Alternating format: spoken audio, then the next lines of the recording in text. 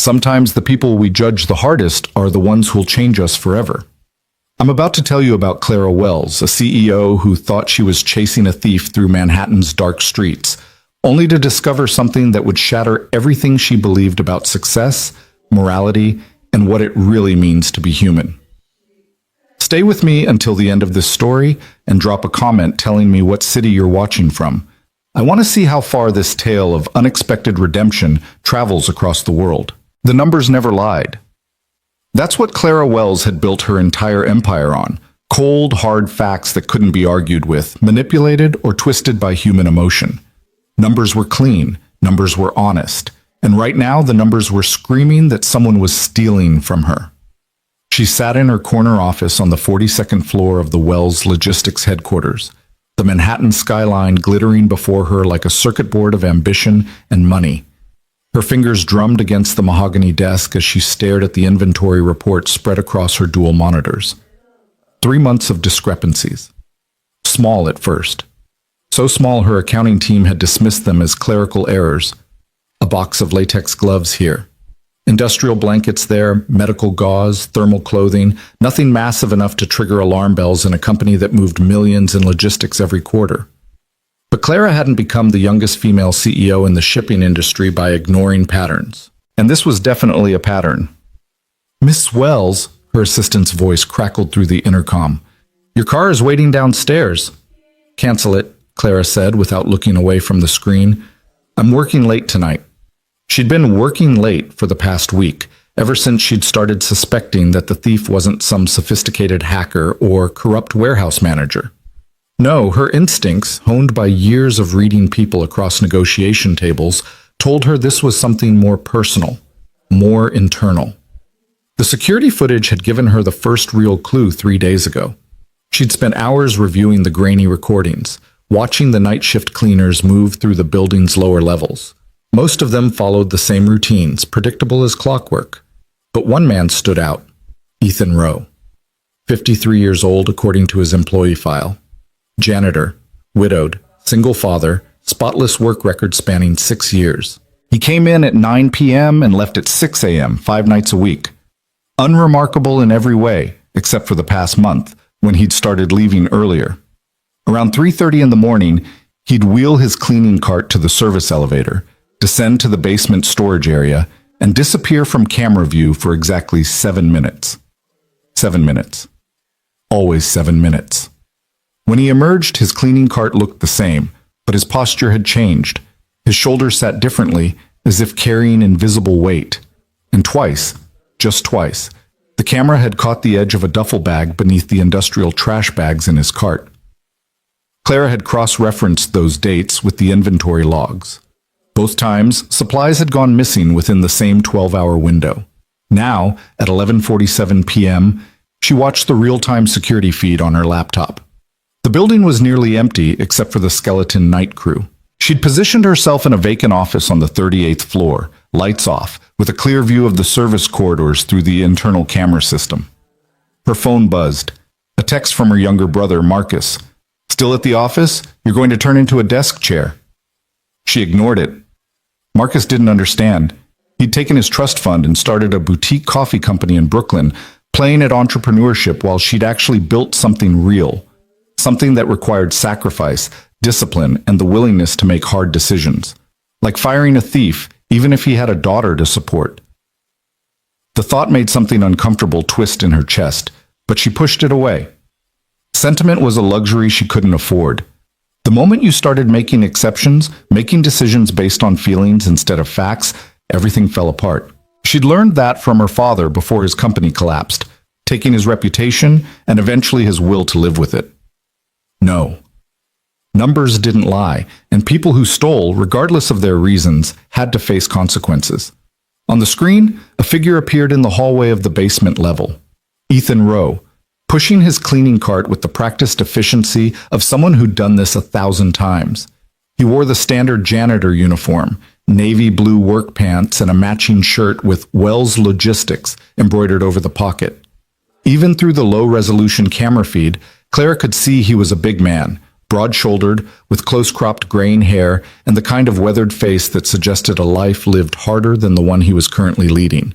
He paused outside the storage room door. Clara's pulse quickened as she watched him glance both ways down the corridor, a guilty gesture if she'd ever seen one. Then he pulled out his keyring. He shouldn't have had a key to that room. Those were restricted to inventory managers and senior staff. Another strike against him. The door opened.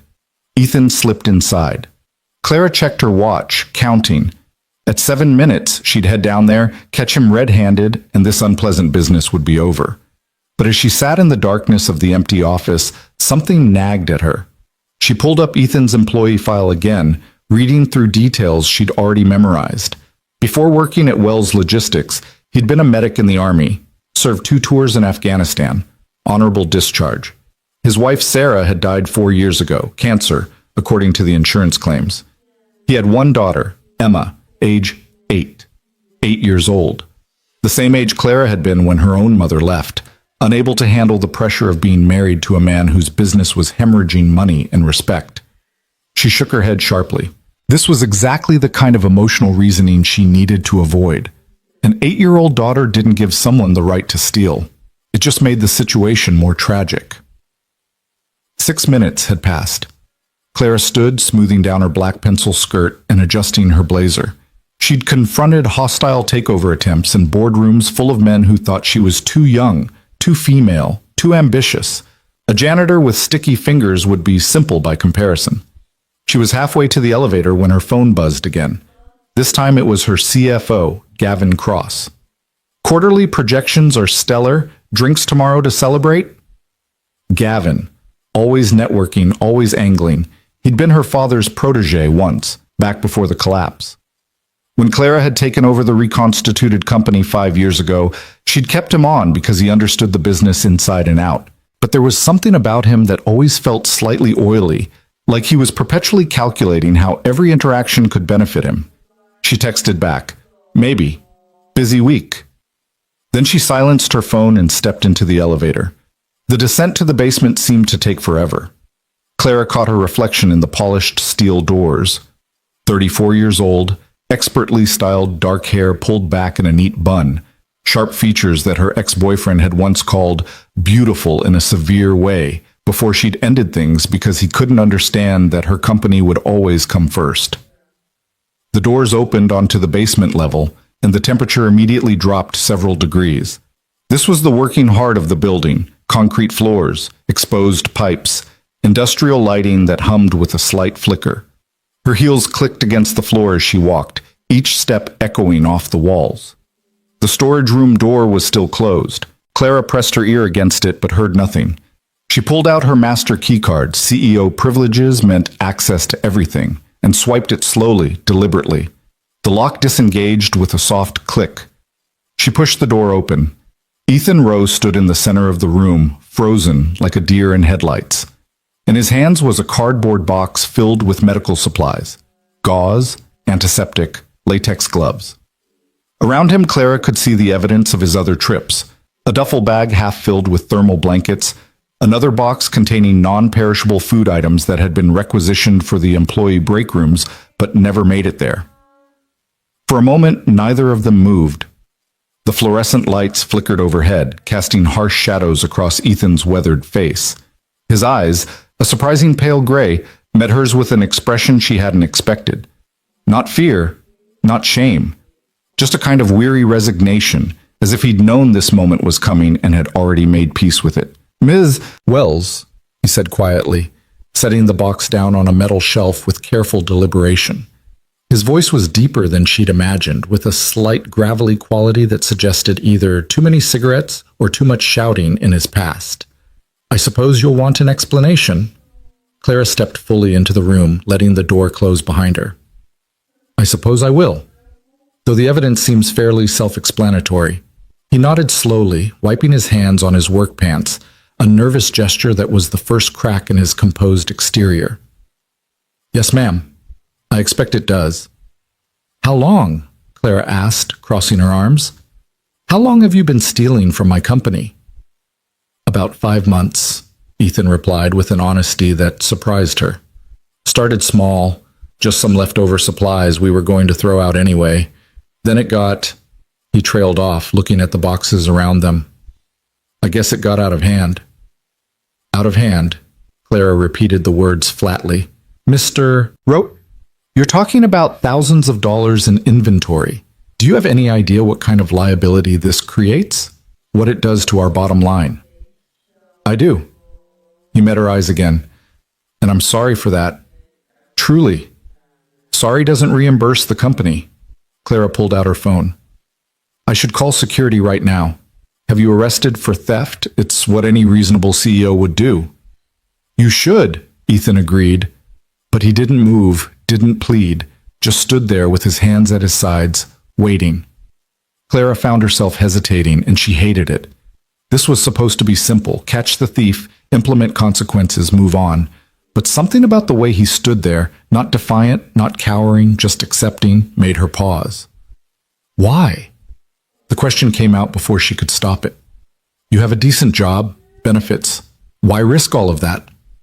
For the first time, emotion flickered across Ethan's face. His jaw tightened and he looked away from her, focusing on something over her shoulder. Because people are dying, Ms. Wells. People are always dying, Clara said, hating how cold she sounded even to herself. That doesn't give you the right to steal. You're right, Ethan said softly. It doesn't. The silence stretched between them, broken only by the distant hum of the building's HVAC system and the occasional drip of water from a pipe somewhere in the darkness beyond the storage room. Clara should have ended it there, should have made the call, let the authorities handle it, gone back to her office and her clean numerical world where right and wrong were clearly defined. But something kept her rooted to the spot. Where are you taking this stuff? She heard herself ask. Ethan's eyes snapped back to her, surprise evident in his expression. Ma'am? The supplies. Where do they go? He hesitated, and Clara could practically see him calculating how much to reveal, whether honesty would help or hurt him at this point. Finally, he seemed to make a decision. There's a spot, under the west side overpass near the old meatpacking district. People gather there, homeless folks mostly, families who fell through the cracks. I've been bringing them what I can, food, blankets, basic medical supplies. He gestured to the box of gauze and antiseptic. A lot of them have untreated wounds, infections. Living on the street, they can't exactly waltz into an emergency room. There are shelters, Clara said, services for the homeless. Have you ever tried to get into a shelter, Ms. Wells? Ethan's voice took on an edge for the first time. They're full. Waiting lists months long, and a lot of the people I help, they don't trust institutions. Veterans with PTSD, undocumented families afraid of being separated, addicts who've been turned away too many times. He shook his head. The system doesn't work for everyone. So you decided to create your own system, Clara said, using my company's resources. Yes. He didn't apologize again, which somehow made it worse. Or more honest, she couldn't decide which. Clara walked slowly around the room, taking inventory with her eyes. Everything here was practical, nothing frivolous or unnecessary. Medical supplies, thermal clothing, non-perishable food, the kind of items that could mean the difference between survival and catastrophe for someone living on the margins. You were a medic, she said, remembering his file. In the service. Yes, ma'am. 68W Combat Medic Specialist, 2 tours in Kandahar. And your wife died 4 years ago. She saw his shoulders stiffen. Sarah. Cancer. She fought it for 3 years before... He didn't finish the sentence. Clara stopped pacing and turned to face him directly. Mr. Rowe, I'm trying to understand why a man with a young daughter would risk his job, his ability to provide for her, to help strangers. They're not strangers, Ethan said quietly. Not after you've bandaged their wounds and listened to their stories. Not after you've watched kids younger than Emma, sleeping in cardboard boxes because their parents lost everything. His voice grew rougher. I couldn't help Sarah. I tried everything, but I couldn't save her. Maybe I'm just trying to save somebody. The raw honesty in his words hit Clara like a physical force. She recognized that tone, the desperate need to fix something, anything, to make sense of a loss that defied all logic and fairness. She'd heard it in her father's voice in the months before he'd given up entirely. "This is still theft," Clara said, but her voice had lost some of its sharp edge. "I know. I should fire you, press charges. I know. Give me one good reason why I shouldn't." Ethan looked at her for a long moment, and Clara saw something in his eyes that made her breath catch. Not pleading, but a kind of challenge. "Because maybe you want to see it first. See what your supplies are actually doing. Then decide if it's theft or something else." "Something else?" Clara raised an eyebrow. "What else would it be?" "Insurance," Ethan said, "against forgetting we're all human." The words hung in the air between them like a dare. Clara knew she should refuse, should maintain her professional distance, should do what the numbers and logic demanded. But instead she found herself saying, "When do you go?" "To this place under the overpass. Tonight. I was planning to leave at 3:30, like usual." Clara checked her watch. 3:17 a.m. "You were going to bring all this on the subway?" "My car's parked in the employee lot. I load up, drive over, spend an hour or two, then come back and finish my shift." "That's why you've been leaving early," Clara said, the final piece of the puzzle clicking into place. "You're not finishing your shift, you're splitting it." "Yes, ma'am." She should have been angry at the deception, at the calculated way he'd manipulated his schedule to cover his theft. Instead, Clara found herself impressed by the logistics of it. He'd created an efficient system within the constraints of his job and the building's security. It was almost elegant in its simplicity. "I'm coming with you," she heard herself say. Ethan's eyes widened. "Ms. Wells, I don't think—" "You asked me to see it before I decided. Fine, I'll see it. But I'm not taking your word for where this stuff is going. I'm going to verify it myself." She straightened her blazer. "Consider it an executive audit." He stared at her as if she'd suddenly started speaking another language. "You want to come? To the homeless camp. Under the overpass. Unless you prefer I just call the police now?" "No, ma'am." Ethan shook his head slowly, a strange expression crossing his face. Something between amazement and concern. "But it's not a place where people like you usually go." "People like me?" Clara felt a flash of irritation. "What does that mean?" "Rich people," Ethan said bluntly. "Powerful people. People who can solve their problems with a phone call and a credit card." He gestured to her designer suit, her expensive watch. "No offense, Ms. Wells, but you're going to stand out." Clara looked down at her outfit, then back at him. He had a point. "I have a gym bag in my office, jeans and a sweatshirt. Give me 10 minutes. "You're serious about this?" "Mr. Rowe, in my experience, the best way to understand a problem is to see it firsthand. You're claiming this is more than simple theft. Prove it." He studied her for another moment, then nodded slowly. "All right. But there are rules. You don't take photos. You don't give anyone your real name, and you don't make promises you can't keep. These people have been disappointed enough." "Understood. And Ms. Wells," Ethan's voice stopped her as she turned toward the door. "Bring cash if you have it. Small bills. A lot of the folks there need bus fare or money for medicine. I usually bring what I can, but there's never enough." Clara felt something uncomfortable twist in her stomach, the implication that she should pay money to people who were receiving supplies stolen from her own company. But she just nodded. "How much?" "Whatever you're comfortable with. Every bit helps." She left him in the storage room and made her way back to her office, her mind spinning. What was she doing? This was insane. She should be calling her head of security right now, having Ethan Rowe escorted from the building in handcuffs. Instead, she was preparing to follow him into what sounded like a dangerous situation in one of the worst parts of Manhattan. But beneath the logical objections, something else hummed, a curiosity she couldn't quite suppress. When was the last time she'd done something that wasn't calculated, that wasn't part of a long-term strategic plan? When was the last time she'd seen the parts of the city that existed beyond her penthouse and her corner office? In her office, Clara quickly changed into jeans, a dark sweatshirt, and the running shoes she kept for her rare gym visits. She pulled her hair out of its bun, letting it fall around her shoulders. In the mirror on her private bathroom door, she looked younger, less severe, almost like the person she'd been before ambition and loss had hardened her into the woman she'd become. She grabbed her wallet and counted the cash, $400 in various bills. It seemed simultaneously like a lot and not nearly enough. At 3:28, her phone buzzed. A text from an unknown number. Service entrance, silver Honda Civic. Clara took a breath, grabbed her purse, and headed for the elevator. As the floors ticked downward, she tried to remember the last time she'd felt this kind of nervous anticipation. Maybe her first major business pitch, or maybe never. The service entrance was deserted except for the security guard, Mike, who barely glanced up from his phone as she passed. Outside, rain had started to fall, a cold, miserable October drizzle that made the streetlights blur into halos of amber light.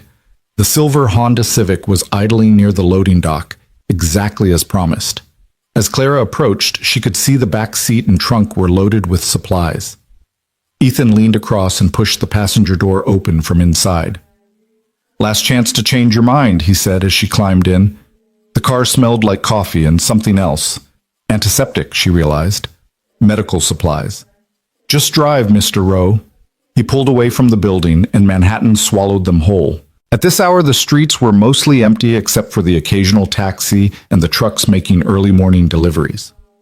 They drove in silence for several minutes, heading west toward the river. Clara watched the neighborhoods change through the rain-streaked window. The gleaming glass towers of Midtown gave way to older buildings, then to industrial warehouses and streets that looked like they'd been forgotten by the city's endless gentrification. Graffiti covered the walls. Storefronts were boarded up or protected behind security gates. "I grew up about 3 blocks from here," Ethan said suddenly, breaking the silence. "Back before it got bad. My dad worked at the packing house. We had a little apartment, nothing fancy, but it was home." He gestured at a particularly desolate stretch of street. "That used to be a corner store where we'd buy candy. Now look at it." Clara looked. The building was a gutted shell, windows smashed, covered in layers of spray paint. "The city changes," she said. "That's just economics." "Is it?" Ethan glanced at her. "Or is it that some people matter and some people don't? Some neighborhoods get investment and others get forgotten." "That's an oversimplification." "Maybe." He turned down a street that seemed to lead toward the elevated highway. "Or maybe it's the simple truth, and we just dress it up in complicated language to feel better about it." They pulled into a space beneath an overpass where the highway roared overhead. The area was shielded from the rain, but dark, lit only by a few distant streetlights and what looked like battery-powered lanterns scattered among the shadows. As Clara's eyes adjusted, she began to make out shapes, makeshift tents constructed from tarps and cardboard, shopping carts filled with belongings, huddled figures wrapped in blankets and sleeping bags. Ethan turned off the engine and looked at her. "Welcome to the other Manhattan, Ms. Wells, the one that doesn't show up in your quarterly reports." Clara's hand remained frozen on the door handle as she took in the scene before her. This wasn't how poverty looked in movies or charity commercials. This was raw, more visceral. The smell hit her first, a mixture of unwashed bodies, damp concrete, urine, and something else she couldn't identify but that made her stomach clench. The sound of the highway overhead created a constant roar that seemed to press down on everything, making the space feel both exposed and claustrophobic at the same time. "You can stay in the car if you want," Ethan said quietly, already opening his door. No judgment. But Clara found herself stepping out into the cold October air, her expensive running shoes landing in a puddle she hadn't seen. The water soaked through immediately, and she suppressed a shiver that had nothing to do with the temperature. "Stay close to me," Ethan instructed, moving to the trunk. "And let me do the talking at first. Some folks here are skittish around new faces." He pulled out the duffel bag and handed Clara one of the boxes, the one filled with medical supplies. It was heavier than she'd expected, and she had to adjust her grip to keep from dropping it. As they walked toward the encampment, figures began to emerge from the shadows. Clara's heart hammered against her ribs, every instinct screaming at her that this was dangerous, that she didn't belong here. A man stumbled past them, muttering to himself in a language that might have been English but was so slurred she couldn't tell. His clothes hung off his skeletal frame, and his eyes were wild, unfocused. "That's Tommy," Ethan said softly. "Schizophrenic. Off his meds. He's harmless, just lost." "Shouldn't he be in a hospital?" Clara whispered. "Probably. But the hospitals discharge them after 72 hours, and there's nowhere for them to go, so they end up here." They reached what appeared to be the center of the camp, where someone had set up a series of milk crates arranged in a circle. A small propane camping stove sat in the middle, and around it, people were beginning to gather, drawn by the sound of Ethan's car, Clara realized. They'd been waiting for him. "Evening, everyone," Ethan said, his voice carrying a warmth that Clara hadn't heard in the car. "Sorry I'm a bit later than usual. Brought the supplies we talked about, plus some extra blankets." "Mr. Rowe!" A small voice cut through the murmur of greetings, and Clara watched as a child, a girl who couldn't have been more than 7, darted forward. She was wearing a pink jacket that was too thin for the weather, and her dark hair was matted and tangled. But her smile was radiant as she threw her arms around Ethan's waist. "Hey there, Rosie," Ethan said, ruffling her hair. "How's that cough I was worried about?" "Better," the girl announced proudly. "Mama made me drink all the medicine like you said." A woman emerged from one of the tents. Early 30s, Clara guessed, but looking older. Her face was drawn, exhausted, and there was a wariness in her eyes that never quite faded, even when she smiled at Ethan. "Thank you again for that. The cough syrup really helped." "That's what I like to hear." Ethan set down his duffel bag and gestured to Clara. "This is my friend. She's here to help tonight." Clara felt a dozen pairs of eyes turn toward her, assessing, suspicious. She forced herself to meet their gazes, to smile even though her face felt stiff with discomfort. "Any friend of Mr. Rose is welcome here," an older black man said, rising from his seat on a milk crate with some difficulty. His right leg was bandaged, poorly, Clara noticed, and he moved with a pronounced limp. "Name's Curtis. I'm what you might call the unofficial mayor of this little community." "Nice to meet you," Clara managed, not sure if she should offer to shake his hand. The decision was made for her when Curtis extended his own, calloused and missing 2 fingers. She shook it, trying not to stare at the stumps. "Lost them in a factory accident," Curtis said matter-of-factly, catching her look. 23 years I worked that line. One day the safety guard failed, and boom, no more fingers. Workers' comp ran out, medical bills piled up, lost the house, lost the wife. Funny how fast you can go from middle class to this." "I'm sorry," Clara said, and meant it. "Ancient history now." Curtis waved his damaged hand dismissively. "What matters is the present. And presently, we got about 40 folks here tonight who could use what Mr. Rowe brought. So let's get to work." Ethan had already begun unpacking supplies with practiced efficiency. From the duffel bag, he pulled out a large pot, cans of soup, a jug of water. Within minutes, he had soup heating on the propane stove, and the smell of chicken broth began to mingle with the less pleasant odors of the encampment. "Can you help distribute the blankets?" Ethan asked Clara, pointing to a bundle of thermal blankets, the ones she recognized from her company's inventory. "Start with the families. Kids and elderly get priority." Clara picked up the blankets, the synthetic material rough against her palms, and looked around helplessly. She had no idea where to start, how to approach these people. In her boardroom, she commanded respect with a single look. Here, she was utterly out of her depth. "I'll show you," a voice said. Clara turned to find Rosie, the little girl, looking up at her with solemn dark eyes. "I know where everybody sleeps." "Okay," Clara said, grateful for the guide. "Lead the way." As they walked through the encampment, Rosie kept up a steady stream of chatter that Clara suspected was designed to fill the awkward silence. "That's Mr. Peterson over there. He used to be a teacher, but then he got sick and couldn't work anymore. That tent with the blue tarp is where the Rodriguez family stays. There's 6 of them, and the baby cries a lot at night, but Mama says we shouldn't complain because they can't help it." "You and your mother live here?" Clara asked, trying to keep her voice neutral. "Uh-huh. For 8 months now. We used to have an apartment, but then Mama's boss said she couldn't bring me to work anymore, and she couldn't afford daycare and couldn't afford the rent without working, so we left." Rosie said this all in one breath, as if it were the most normal thing in the world. "But it's okay. Mr. Rowe helps us. He's going to help Mama find a new job soon." Claire's throat tightened. This child, this beautiful, resilient child, was living under a highway overpass because the system had failed her at every turn. And she spoke about it with such casual acceptance, as if she'd already learned that this was just how the world worked for people like her. They stopped at a tent where an elderly Asian woman sat on a folding chair, wrapped in what looked like every piece of clothing she owned. Her face was deeply lined, and her hands shook slightly as she held a chipped mug of something steaming. "Mrs. Chen, this lady brought blankets," Rosie announced. The old woman looked up at Clara with rheumy eyes. "Very kind," she said in heavily accented English. "Very cold tonight." Clara handed her one of the thermal blankets, watching as the woman's face lit up with genuine joy at this simple gift. Thank you," Mrs. Chen kept repeating, clutching the blanket like it was made of gold.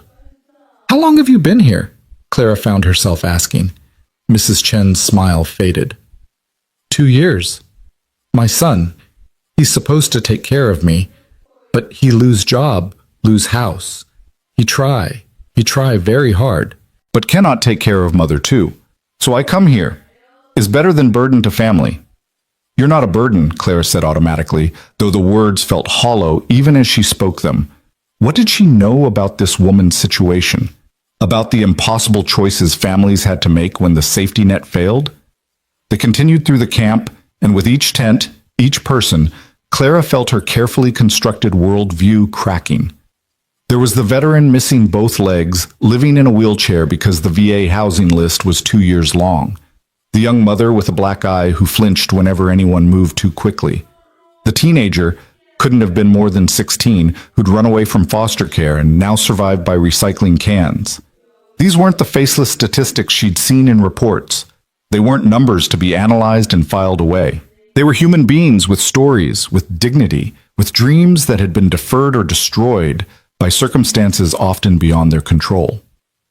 By the time Clara made her way back to the center of the camp, Ethan had the soup ready. A line had formed, orderly, patient, everyone waiting their turn. She watched as he ladled out portions into an assortment of mismatched containers, plastic bowls, old coffee cups, even a few empty tin cans.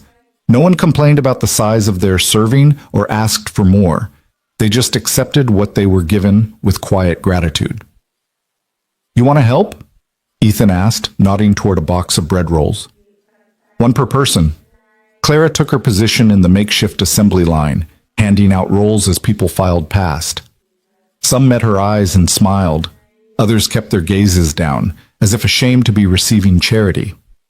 One man, maybe 30, with prison tattoos visible on his neck, paused in front of her. "You're that CEO lady," he said suddenly.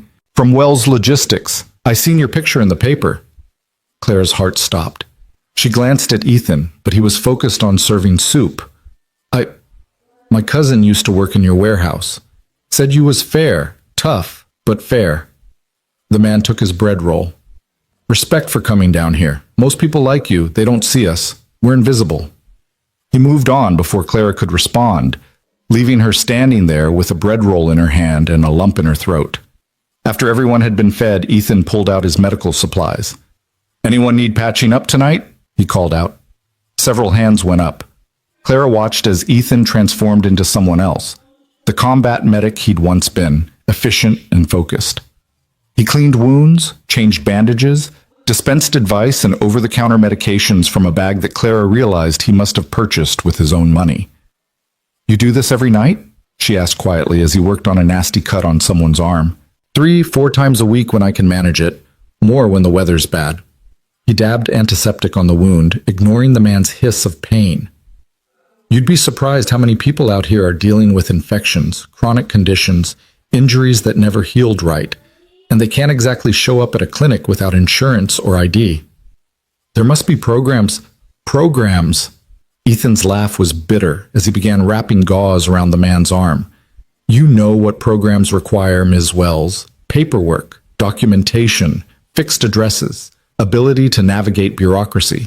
A lot of these folks, they're too sick, too traumatized, too mentally ill to jump through all those hoops. So they suffer, and sometimes they die, from things that could have been prevented with basic medical care." The man whose arm he'd been bandaging spoke up. "Lost my buddy last winter, Marcus. He had pneumonia, wouldn't go to the hospital because he had warrants. Not serious warrants, just unpaid tickets, stupid stuff. But he was scared they'd arrest him, so he stayed here and tried to tough it out." The man's voice broke. "Found him one morning, frozen in his sleeping bag. He was 27 years old." Clara felt sick. She'd lived her entire life less than 5 miles from this place, and she'd never known. never wanted to know. It was easier to believe that poverty was a failure of character, that people who ended up homeless had somehow earned their fate through bad decisions or lack of ambition. But standing here, listening to their stories, she couldn't maintain that comfortable fiction. "I want to show you something," Curtis said, appearing at her elbow. "If you got a minute?" Clara followed him to a tent that was larger than the others, with a hand-painted sign hanging from the entrance that read "The Ladle" in cheerful letters. Inside it was surprisingly organized. Shelves made from milk crates holding donated books, a charging station cobbled together from a car battery and power strip, a bulletin board covered in handwritten notes. "This is what Mr. Rowe really built," Curtis explained, pride evident in his voice. "It ain't much, but it's ours. We got a system here. Everyone contributes what they can. The Ladle, that's what we call this whole operation. It's become more than just a soup kitchen. It's a community." Clara looked at the bulletin board more closely. Among the notes were job listings, information about free services, even a schedule for volunteer tutoring sessions for the kids in the camp. "See this?" Curtis pointed to a note card covered in childish handwriting. "That's from Rosie's friend Marcus, different Marcus, not the one who died. Kid's 11 years old, been living out here with his mom for 6 months. But he's been teaching the younger kids their ABCs using books Mr. Rowe brings from the library." "This is incredible," Clara said softly. "It's survival," Curtis corrected. "When the world forgets about you, you got to remember each other. Mr. Rowe, he gave us the tools and the supplies, but we built this together. We take care of our own." They emerged from the tent to find Ethan surrounded by children. He was reading from a battered copy of Where the Wild Things Are, doing silly voices that had the kids giggling despite the late hour and the cold. Rosie sat on his lap, her thumb in her mouth, eyes heavy with sleep. "He's good with them," Clara observed. "Should be. He's got his own daughter." Curtis lit a cigarette, cupping his hand around the flame against the wind. "She don't know about this place. Emma, that's her name. Mr. Rowe keeps this part of his life separate, says he doesn't want her worrying." "How do you know about his daughter?" Curtis smiled. "We talk, real talk, not the kind where people are performing for each other. Out here, pretense don't survive long. Mr. Rowe told me once that after his wife died, he felt like he was drowning. Going through the motions for his kid, but dead inside. Then one night he was driving home late, saw some folks under this overpass, and something in him just stopped. He got out of his car with the first aid kit he keeps in his trunk and asked if anyone needed help." "And that's how the Ladle started?" "That's how Mr. Rowe started healing," Curtis said. "The Ladle came after, but yeah, that was the beginning. He kept coming back night after night, started bringing supplies, first from his own pocket, then from wherever he could find them." He gave Clara a meaningful look. "We know where the stuff comes from now, known for a while. We also know he could get in serious trouble for it." Clara felt her defenses rising. "Then you understand why what he's doing is necessary?" Curtis interrupted. "Yeah, we understand that just fine. Question is, do you?" Before Clara could respond, a commotion erupted from the far side of the camp, shouting, the sound of something crashing. Ethan was on his feet immediately, gently depositing Rosie with her mother before running toward the disturbance.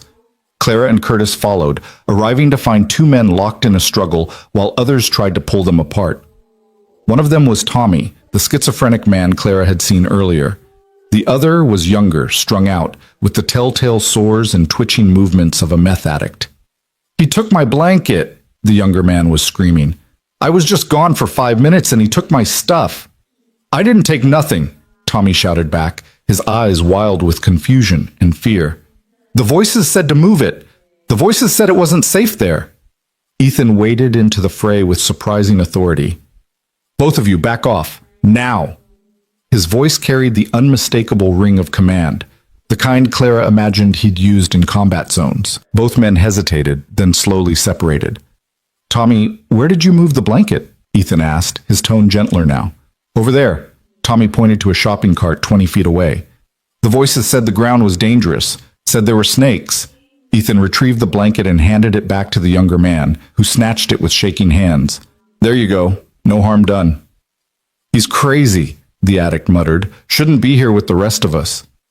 "Where should he be, Jason?" Ethan asked quietly. "You tell me where Tommy should go. The hospital that'll discharge him in 3 days? The shelter that's full? Back to the family that can't handle his episodes? Where? Jason had no answer. He just clutched his blanket and stalked away. Ethan turned to Tommy, who was rocking back and forth now, his arms wrapped around himself. Hey, buddy, you okay? The voices are loud tonight, Tommy said, tears streaming down his weathered face. They won't stop. They keep telling me things, and I don't know what's real anymore. I know. Ethan pulled a pill bottle from his medical bag. I got something that might help. Nothing strong, just something to take the edge off. Can you trust me enough to take it? Tommy nodded, his whole body shaking. Ethan dispensed 2 pills and a bottle of water, waiting patiently while Tommy swallowed them. Then he guided the older man to a quiet corner and sat with him, talking in low tones until the shaking subsided. Clara watched all of this with a growing sense of awe mixed with horror. This was the reality that existed in the shadows of her gleaming city. This was what falling through the cracks actually looked like. Not a neat statistic, but a man suffering from mental illness with nowhere to go and no one to help him except a janitor who stole medical supplies in the middle of the night. You're starting to get it, Curtis said beside her. The look on your face. I've seen it before. When reality doesn't match the story we tell ourselves about how the world works. I had no idea, Clara whispered. Most people don't. Most people don't want to know. It's easier to believe we all get what we deserve, that the successful earned it and the poor made bad choices. Simpler that way, less uncomfortable. Is that what you think I believe? Curtis shrugged. I don't know you well enough to say, but I know you came down here in your expensive jeans and your $100 running shoes, and I know you run a company that probably generates more money in a day than everyone here will see in their lifetimes. So yeah, I'm guessing your worldview is getting challenged tonight. He was right, and Clara hated it. Hated that her comfortable assumptions were being stripped away. Hated that she couldn't just write a check and fix this. Hated most of all that she'd been so willfully blind. Ethan returned, looking exhausted. Tommy settled. Should be okay until morning. Does this happen often? Clara asked. The fights? Sometimes. Tensions run high when people are cold, hungry, scared. Add in mental illness and addiction, and yeah, things can get volatile. He ran a hand over his face. It's why I try to come as often as I can. Having someone here who can mediate, who has medical training, it makes a difference. You can't save everyone, Clara said. No, Ethan agreed, but I can save someone, and maybe that someone saves someone else. Maybe we build something that outlasts us. He looked around at the encampment, at the people settling in for another cold night. That's all any of us can do, really. Show up, do what we can, hope it matters. They spent another hour making sure everyone had what they needed. Blankets distributed, medications dispensed, minor injuries treated. Clara found herself genuinely helping now, not just going through the motions. She held a flashlight while Ethan stitched up a man's hand. She helped Rosie's mother hang a tarp to create better shelter from the wind. She listened to stories and tried to remember names. At some point, someone produced a guitar, and music filled the space beneath the overpass. Sad songs mostly, ballads about loss and longing, but beautiful in their rawness. Some people sang along. Others just listened, their eyes closed, transported for a few minutes to somewhere else. Clara found herself sitting on a milk crate next to Ethan, accepting a cup of soup even though she wasn't hungry. The hot liquid burned her throat, but it was grounding, real. Thank you, she said finally, for showing me this. Are you going to fire me? Ethan asked bluntly. Clara had been dreading that question. The logical answer was yes. He'd admitted to theft. He'd violated company policy. He'd manipulated his schedule and stolen inventory worth thousands of dollars. Any CEO with an ounce of business sense would fire him immediately and prosecute to the fullest extent of the law as a deterrent to other potential thieves. But Clara had never felt less logical in her life. I don't know, she admitted. What you're doing here, it's remarkable. It's also illegal. I can't just ignore that. I'm not asking you to ignore it. Ethan set down his soup cup. I knew the risks when I started, knew eventually I'd get caught. I just hoped to do some good before that happened. Why didn't you just ask for help? Start a legitimate charity? There are ways to do this that don't involve theft. Ethan laughed, but there was no humor in it. Ms. Wells, do you know how hard it is to start a charity? The paperwork, the legal fees, the tax status applications? I'm a janitor with a high school diploma and a daughter to support. I don't have the time or the resources for all that. And meanwhile, people are suffering right now. Not next year after I file the right forms, right now. So you decided to steal. I decided to act. He met her eyes directly. Maybe it was wrong. Probably was. But doing nothing felt worse. They sat in silence for a while, the guitar music and highway noise washing over them. Clara thought about her father, about how he'd spent years playing by the rules, following all the proper procedures, trying to save his company through legitimate means. And in the end, it had all collapsed anyway, and he died believing he was a failure. What if the rules were the problem? What if the system itself was broken in ways that no amount of procedural compliance could fix? Tell me about your wife, Clara said suddenly. She wasn't sure why she wanted to know, only that it seemed important. Ethan's face softened and tightened at the same time. Sarah, we met in college. Well, when I was taking night classes after the army. She was getting her teaching degree. Wanted to work with special needs kids. He smiled at the memory. She was so goddamn optimistic, believed everyone deserved a chance, that the right support could help anyone succeed. She sounds wonderful. She was. She really was. His voice grew rough. When she got sick, I watched that optimism drain away. Watched the medical bills pile up despite our insurance. Watched her lose her job because she couldn't work through the chemo. Watched the system she believed in fail her at every turn. I'm sorry. The last thing she said to me, Ethan stopped, swallowed hard. She said, don't let them make you bitter. Find a way to stay human. I didn't understand what she meant at the time. I was too angry, too destroyed. But then I found this place, these people, and I realized this is how I stay human. By seeing them. By helping when I can. Clara felt something crack inside her chest. Some wall she'd built brick by careful brick over years of disappointment and loss.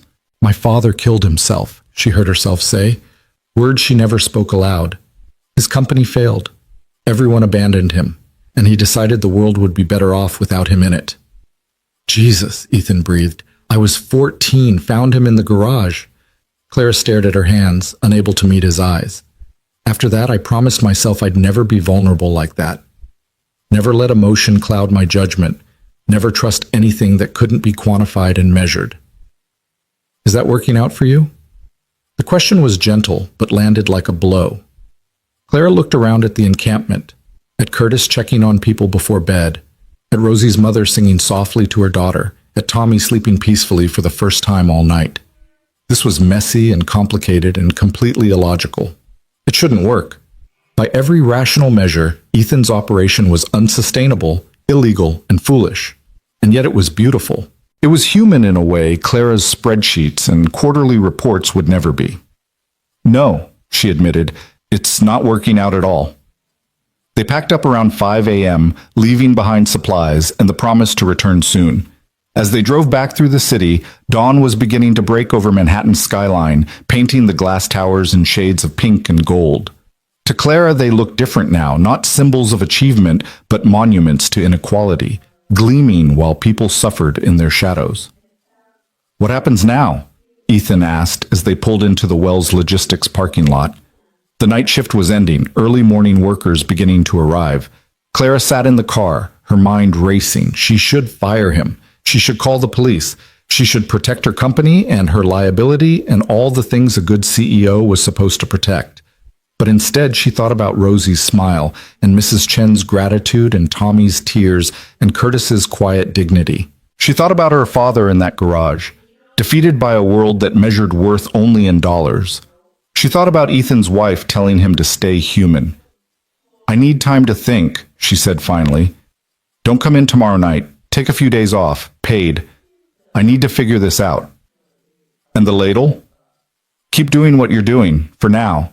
But Ethan, she turned to face him. We need to find a better way. A sustainable way. Because eventually, someone else is going to notice those missing supplies, and I might not be the one who catches you next time. He nodded slowly. Thank you, Ms. Wells. Clara, she said, if we're going to figure this out together, you should call me Clara. She got out of the car and walked toward the building, still wearing her jeans and sweatshirt, her hair loose around her shoulders. Mike, the security guard, did a double take when he saw her. Miss Wells, you okay? You look different, Clara supplied. I feel different, Mike. I feel completely different. She rode the elevator up to her office as the city woke around her, and for the first time in years, Clara Wells had no idea what she was going to do next. The uncertainty should have terrified her. Instead, it felt strangely like hope. Clara stood in her office shower 20 minutes later, watching dirt and grime swirl down the drain along with what felt like layers of her former self. The hot water couldn't quite reach the cold that had settled into her bones, not from the weather, but from the recognition of how much suffering existed just miles from where she conducted her business every day. She dressed in the spare suit she kept in her closet, pulled her hair back into its usual severe bun, and looked at herself in the mirror. The woman staring back looked exactly the same as yesterday, but Clara knew something fundamental had shifted beneath the surface. Her phone buzzed with accumulated messages from the night. Her brother Marcus asking if she was alive. Gavin Cross confirming their meeting about quarterly projections. Her assistant with a dozen scheduling questions. The normal machinery of her life grinding forward as if nothing had changed. But everything had changed. Clara just didn't know what to do about it yet. She spent the morning in meetings, nodding at the right moments and signing off on decisions that felt suddenly trivial. A dispute over vendor contracts. A presentation about optimizing warehouse space. Numbers and projections and efficiency metrics that had consumed her entire world just 24 hours ago now seemed to exist in a different dimension, disconnected from the reality she'd witnessed under that overpass. Are you even listening? Gavin's sharp voice cut through her thoughts. They were in her office, reviewing the quarterly report he'd prepared. I said the profit margins are up 3%. That's excellent news. Yes, Clara said distantly. Excellent. Gavin leaned back in his chair, studying her with those calculating eyes that always made her feel like he was mentally tallying her worth. He was 48, impeccably dressed as always, in a suit that probably cost more than most people earned in a month. His silver hair was styled perfectly, his nails manicured, his smile revealing teeth too white to be natural. Everything about Gavin Cross was polished and professional and slightly reptilian. You seem distracted, he observed. Everything all right? Fine. Just a long night. Ah, yes. I noticed you were here quite late. Security logs show you left at 3:30 a.m. He said this casually, but Clara felt a warning tingle at the base of her spine. Burning the midnight oil? Something like that.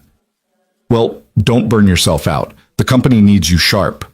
Gavin gathered his papers with precise movements. Speaking of which, I've been reviewing some of our operational expenses. There are some irregularities in the supply inventory I wanted to discuss. Clara's heart stopped. Irregularities. Minor ones, probably just accounting errors, but you know how I am about the details. His smile didn't reach his eyes. I'm sure it's nothing, but I'd like to do a full audit of the basement storage areas, just to keep everything tight. When? I was thinking next week, unless you have objections? Every instinct screamed at her to shut this down, to come up with a reason to delay, but that would only make Gavin more suspicious. No objections. Keep me posted on what you find. After he left, Clara sat at her desk with her head in her hands. An audit would expose Ethan's operation immediately. The missing supplies, the altered schedules, everything. She had maybe a week to figure out a solution before the ladle came crashing down and took Ethan with it. Her phone rang. Marcus. She let it go to voicemail, but he called again immediately. With a sigh, Clara answered. Are you dead? Her brother demanded. Because that's the only acceptable excuse for ignoring my texts all night. I'm not dead, Marcus. I'm working. You're always working. That's the problem. She could hear cafe sounds in the background. Marcus spent most of his time in his coffee shop, treating it more like a social club than a business. Listen, I'm in the neighborhood. Let me buy you lunch. I can't. That wasn't a question, Clara. You sound weird. I'm coming up. He hung up before she could protest. Clara considered locking her door, but Marcus would just camp out in the lobby until she relented. Her brother had inherited all their mother's stubborn charm, while Clara had gotten their father's rigid determination. Sometimes she envied him his easy relationships and comfortable privilege, but mostly she just found him exhausting. Marcus arrived 30 minutes later, breezing past her assistant with the confidence of someone who'd grown up wealthy and never learned to doubt his place in any room. He was 31, dressed in deliberately casual clothes that probably cost as much as formal wear, expensive jeans, a cashmere sweater, artfully messy hair that required more maintenance than Clara's severe bun. "You look terrible," he announced, dropping into the chair Gavin had vacated. "When's the last time you slept?" "Good to see you too." "I'm serious, Clara. You've got this look, the same one Dad used to get when things were falling apart. It scares me." The mention of their father created a thick silence. They rarely talked about him, preferring to leave that wound carefully bandaged and hidden away. "I'm fine," Clara said. "Just dealing with some personnel issues." "Personnel issues?" Marcus snorted. "Is that what we're calling it? Clara, you need to take a break. When's the last time you did something that wasn't work-related? Saw friends? Went on a date?" "I don't have time for—" "See, that's the problem right there. You don't have time for living. You're 34 years old and you're turning into a robot." He leaned forward, his expression softening. "I worry about you. Ever since Dad, you've been so focused on being successful that you've forgotten how to be happy. Success is what matters." "Is it? Because from where I'm sitting, you look pretty miserable despite all this." He gestured around her luxurious office, with its panoramic views and expensive furniture. "What's the point of building an empire if you're alone in it?" Clara wanted to snap at him, to defend her choices and her life, but the words stuck in her throat. Because Marcus was right, wasn't he? She'd spent years building walls around herself, measuring worth only in achievements and acquisitions, and for what? So she could sit in this office feeling empty while people suffered in the streets below? "I saw something last night," she heard herself say. "Something that changed how I see things." Marcus's eyebrows rose. "That's unusually cryptic for you. Want to elaborate?" Clara found herself telling him about Ethan, about the ladle, about the people living under the overpass. Not everything. She was careful not to implicate Ethan in any specific crimes, but enough to convey the core of what had shaken her so badly. Marcus listened without interrupting, which was unusual for him. When she finished, he was quiet for a long moment. "So what are you going to do about it?" he finally asked. "I don't know. That's the problem. The logical thing would be to fire him, report the theft, protect the company from liability. But Marcus, you should have seen it. This man is saving lives with our discarded supplies. Children are sleeping warmer because of him. People with infected wounds are getting treatment. How do I weigh that against corporate policy?" "You're asking the wrong question," Marcus said. "The question isn't whether to punish him. It's how to help him do it better." "What do you mean?" "Clara, you're a CEO of a logistics company. You move supplies all over the world every day. If anyone could build a system to get resources to people who need them, it's you." He spread his hands. "Why does it have to be either or? Fire him or ignore the theft? Why can't you create something new?" "Like what?" "I don't know. A charity arm of the company? A partnership with existing homeless services? Use your business brain to solve this like a business problem." Marcus stood, heading for the door. "And maybe in the process, you'll remember that business is supposed to serve people, not the other way around." After he left, Clara sat at her desk staring at nothing. Marcus had planted a seed, but she had no idea how to make it grow. She pulled up files on corporate charitable foundations, tax structures for nonprofits, legal frameworks for donating surplus inventory. The more she read, the more complicated it became. Regulations, oversight committees, liability clauses, a maze of bureaucracy that would take months to navigate. And she had a week before Gavin's audit exposed everything. For the next 3 days, Clara threw herself into research with the same intensity she'd once applied to building her company. She took meetings with lawyers and accountants. She studied models from other corporations with charitable arms. She ran numbers until her eyes burned, trying to find a way to make it work within the existing system. But every path led to the same conclusion. Legitimizing what Ethan was doing would take time they didn't have, and resources that would require board approval. And the board would want cost-benefit analyses, return on investment projections, brand enhancement metrics. They'd turn human suffering into a line item and probably decide it wasn't worth the trouble. On the fourth night, Clara found herself back under the overpass. She told herself she was just checking on things, making sure Ethan was following her instructions to take time off. But really, she needed to see it again, needed to confirm that her memory of that night hadn't been exaggerated by exhaustion and emotion. It hadn't been. If anything, the reality was harder in the stark light of her returning awareness. Curtis greeted her with a knowing nod, as if he'd expected her to come back. Rosie ran up to ask where Mr. Rowe was, and Clara had to explain he was taking a few days off with his daughter. "Will he come back?" the little girl asked, worry creasing her young face. "Yes," Clara promised, hoping it was true. "He'll come back." She spent 2 hours there, and this time she didn't just observe. She participated. She helped distribute food that Curtis and others had pooled money to buy. She sat with Mrs. Chenin, learned the old woman had been a seamstress in China, had immigrated with dreams of a better life, had watched those dreams crumble when her son couldn't make it in America's ruthless economy. She listened to Tommy talk about his time as an engineer before his mind betrayed him. She held a baby while her mother, not much older than a child herself, tried to fix a broken tent zipper with shaking hands. These weren't statistics. They were people with stories, with talents, with worth that had nothing to do with their bank accounts or their productivity. The system had failed them in 1,000 different ways, and now they survived in the gaps, helping each other because no one else would. Clara was taking a break, sitting on a milk crate and drinking terrible coffee from a thermos someone had shared, when Curtis sat down beside her. "You're wrestling with something," he observed. "I can see it on your face." "How do you fix something this big?" Clara asked. "One person with stolen supplies isn't enough. But the system is so broken, so complicated. Where do you even start?" "You start where you are," Curtis said simply, "with what you have." "You think Mr. Rowe had some master plan when he started?"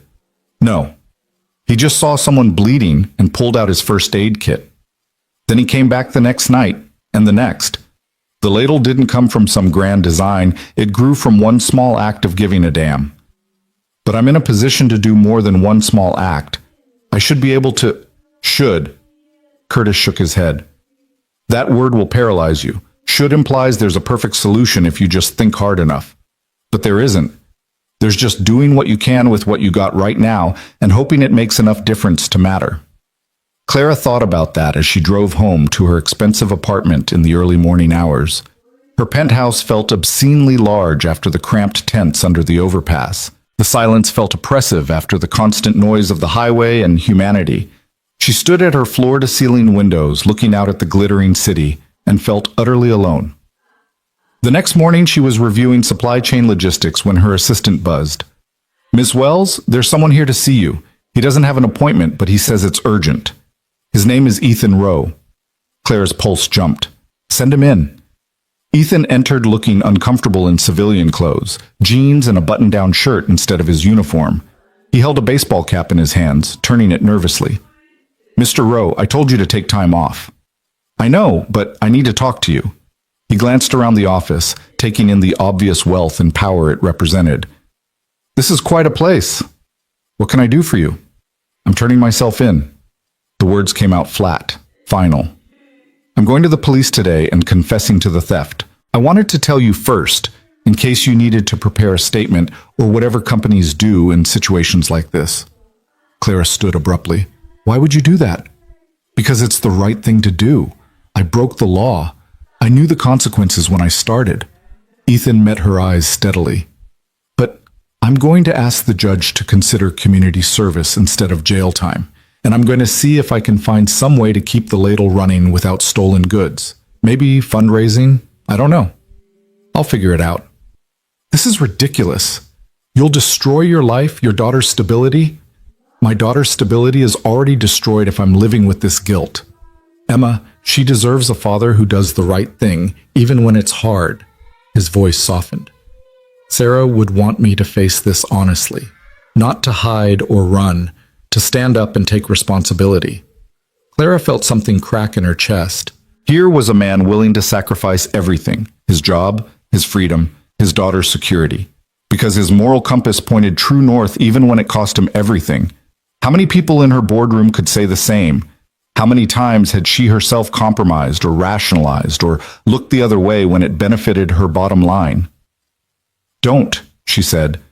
Don't turn yourself in. Not yet. Ms. Wells equal Clara. And I'm not asking. I'm telling you. Give me until the end of the week. If I haven't figured out a solution by then, you can make whatever confession you want. But I'm not letting you throw yourself on a sword when there might be another way. Ethan studied her for a long moment. Why are you doing this? Because you're right. About all of it. The system is broken. People are suffering, and maybe I can't fix everything, but I can start where I am with what I have, just like Curtis said. She came around her desk to stand in front of him. You showed me something I needed to see. Now, let me try to do something about it. The audit? I know about the audit. That's why I need this week. Clara felt her mind starting to work again, pieces clicking into place the way they did when she was solving a complex business problem. Go back to the ladle. Keep doing what you're doing, and trust me to handle this. After Ethan left, Clara pulled out her phone and made a call she'd been avoiding for 3 years. The phone rang twice before a familiar voice answered. Clara, is that you? Hi, Mom, I need your help. Her mother lived in Connecticut now, had remarried someone kind and boring after the chaos of her marriage to Clara's father. They spoke maybe twice a year, awkward conversations laden with unspoken recriminations. But Linda Wells had spent 30 years in nonprofit work, had connections throughout the charitable sector, knew how to navigate the Byzantine world of social services. I need to set up a foundation, Clara said without preamble. Fast. And I need it to actually work, not just be a tax shelter. Can you help me? There was a long pause. Then, what happened to you? I had my eyes opened. Are you going to help or not? Of course I'll help. Tell me what you need. For the next hour, Clara and her mother talked strategy. Linda knew people who could expedite the paperwork, lawyers who specialized in charitable foundations, accountants who could structure it to maximize impact while protecting the parent company from liability. It would still take time, months probably, but Linda thought she could get a temporary operating framework in place within weeks if they pushed hard enough. This is going to be expensive, Linda warned. Initial funding, operational costs, liability insurance, are you prepared for that? I'll find the money. Clara was already mentally reviewing her options. She had personal savings, her Christmas bonus. She could probably leverage some discretionary corporate funds if she was creative with the accounting. Clara, her mother's voice softened. I'm proud of you for doing this. Your father would be too. The words hit harder than expected. Clara had spent so many years trying to succeed where her father had failed, trying to prove she was stronger, smarter, more disciplined. But maybe the real success wasn't in building an empire. It was in remembering to be human while doing it. Thanks, Mom. I'll call you tomorrow with more details. She hung up and immediately started making lists. Legal team, accounting review, board presentation strategy. She'd need to get buy-in from key stakeholders, frame this as a brand enhancement opportunity, make them see the value in corporate social responsibility. It was manipulation, but it was manipulation in service of something good, and Clara was willing to live with that compromise. She was so focused on her planning that she didn't notice Gavin enter her office until he was standing directly in front of her desk. Working hard? He asked, that oily smile in place. Clara minimized her screens. Always. What can I do for you? I wanted to give you a heads up about the audit. I've moved it up to tomorrow. Her blood went cold. Tomorrow? Why? Found some more irregularities. Thought it best to address them sooner rather than later. Gavin tilted his head, studying her reaction. Unless there's a problem with that? Clara forced herself to breathe normally, to keep her expression neutral.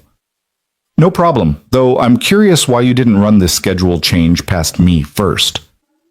It's an operational audit, not a strategic initiative. Didn't think CEO sign-off was necessary. His smile widened fractionally. But if you want to be there, you're welcome to join us. We're starting at 6 a.m. before the day shift arrives. Figured it would be less disruptive that way. I'll be there. After he left, Clara sat very still, her mind racing. Tomorrow. The audit was tomorrow. She had less than 24 hours to figure out a solution, and even with her mother's help, there was no way to get a foundation established that quickly. Ethan would be exposed. The ladle would be shut down. 40 people would lose the one safety net they had, unless she did something drastic. Clara pulled up the inventory records, studying the pattern of missing supplies. Then she cross-referenced them with Gavin's own access logs and movement patterns. He'd asked her to review operational expenses, claimed he'd found irregularities.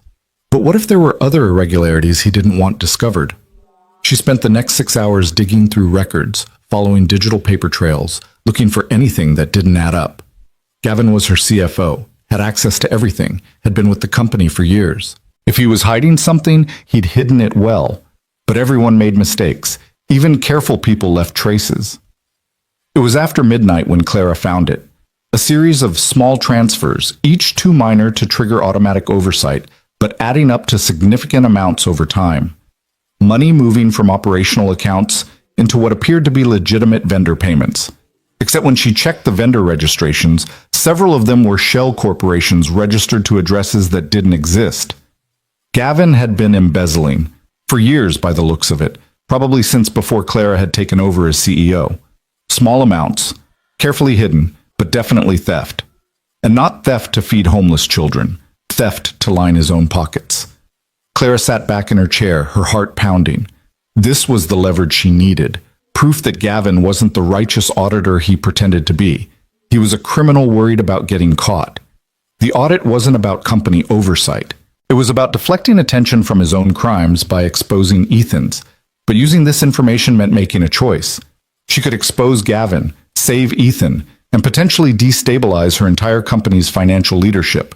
Or she could stay silent, let the audit proceed, and sacrifice the ladle to maintain stability. The old Clara would have run a cost-benefit analysis, would have calculated which choice cost less, and made that decision without sentiment. But the old Clara had never held a homeless baby or watched a schizophrenic man cry because the voices wouldn't stop or listened to Rosie talk about her dreams of becoming a teacher someday. The old Clara had never learned that some things couldn't be reduced to numbers. She picked up her phone and called her head of security. "Jack, it's Clara Wells. I need you to do something for me, and I need you to be very quiet about it." By 3 a.m., Clara had a plan. It was risky, possibly illegal in ways she hadn't fully calculated, and absolutely the right thing to do. She'd spent her whole life playing it safe, following rules, trusting systems. And where had it gotten her? To a place where men like Gavin could steal with impunity, while men like Ethan faced prosecution for saving lives. Time to change the rules. She drove to the overpass one more time, finding Curtis awake and keeping watch while others slept. "Something's happening," she told him. "Tomorrow, I need you to make sure everyone stays away from here during the day. Can you do that?" "How long?" 24 hours. After that, either everything will be different or everything will be over." Curtis studied her in the dim light. "You're taking a big risk, aren't you? The biggest of my life." "Good," he smiled. "About time someone with power decided to risk something for people without it." Clara drove back to her apartment as dawn broke over Manhattan, painting the sky in shades of amber and rose. She showered, dressed in her most severe power suit, armor for the battle ahead, and arrived at her office at 5:30 a.m. Gavin was already there, along with 2 auditors Clara didn't recognize, and her head of security, Jack. She'd briefed Jack on what she'd found, shown him the evidence, and watched his face go from confusion to anger. Jack had served in the military with Ethan years ago, it turned out. One more connection in the web of human relationships that Clara had spent so long ignoring. "Shall we head down?" Gavin said cheerfully, gesturing toward the elevator. "Actually," Clara said, her voice cold and clear, "I think we need to have a different conversation first. In my office. All of you." She turned and walked away without waiting for a response, trusting they would follow. Power meant knowing when to command and when to request. Right now, this was a command. In her office, Clara positioned herself behind her desk while the others filed in. Gavin still wore that practiced smile, but she caught a flicker of uncertainty in his eyes. "There's been a change of plans," Clara announced. "The audit is canceled." "Canceled?" Gavin's smile faltered. "Clara, we discussed this, and now I'm undiscussing it." She opened her laptop, turned it so the screen faced him. "What I'd like to discuss instead is this pattern of transfers, the ones going to non-existent vendors, the ones that amount to roughly $400,000 over the past 5 years. The color drained from Gavin's face. "I don't know what you're talking about." "Really? Because I have documentation, financial records, shell company registrations with your signature. Clara kept her voice level, professional, deadly. I have enough evidence to send you to prison for a very long time, Gavin. One of the auditors stepped forward. Miss Wells, if you have evidence of financial crimes, I do, and I'm prepared to turn it over to the authorities. But first, I wanted to give Mr. Cross an opportunity to resign. Quietly. With a written confession and agreement to repay every dollar he stole, with interest. In exchange, I won't press charges. Gavin's face had gone from pale to red. You're bluffing. You have nothing. Clara pulled out a folder, slid it across the desk.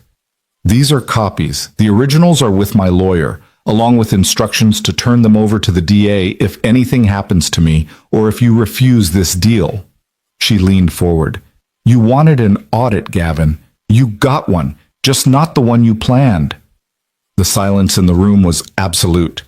Clara could see the calculation happening behind Gavin's eyes, weighing his options, looking for an angle, trying to find a way out. But she'd learned from the best. Gavin himself had taught her how to corner an opponent and leave them no room to maneuver. Finally, his shoulders sagged. What do you want? Your resignation, today. Full repayment over the next 10 years, and your silence about any irregularities you may have noticed in company inventory. Clara's voice hardened. Because here's the thing, Gavin. Those supplies you were so concerned about, they were being used to save lives, to feed children and treat wounds and keep people from freezing to death on the streets. If you'd succeeded in exposing that operation, you would have hurt the most vulnerable people in this city, and I'm not going to let that happen. You're protecting a thief. I'm protecting humanity, something you clearly know nothing about. She stood. Security will escort you to your office to collect your personal items. You have 2 hours to be out of this building. And Gavin, if I ever hear that you've said one word about what you saw in those inventory reports, our deal is off and you go to prison. Are we clear? He stared at her with naked hatred, but he nodded. After security led him away, Clara sat down heavily in her chair.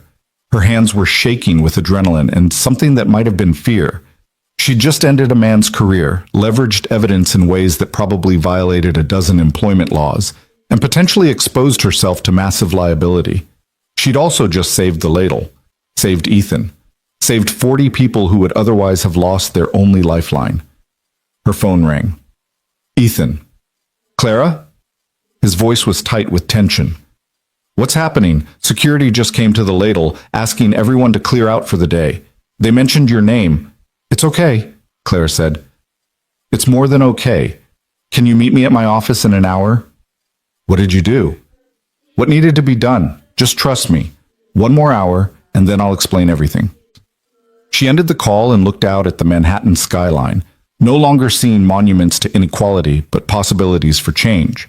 She still had her mother's call to make, legal frameworks to establish, a board to convince. She had months of work ahead of her to legitimize what Ethan had started. But for the first time since that night in the storage room, Clara felt something she'd almost forgotten how to feel.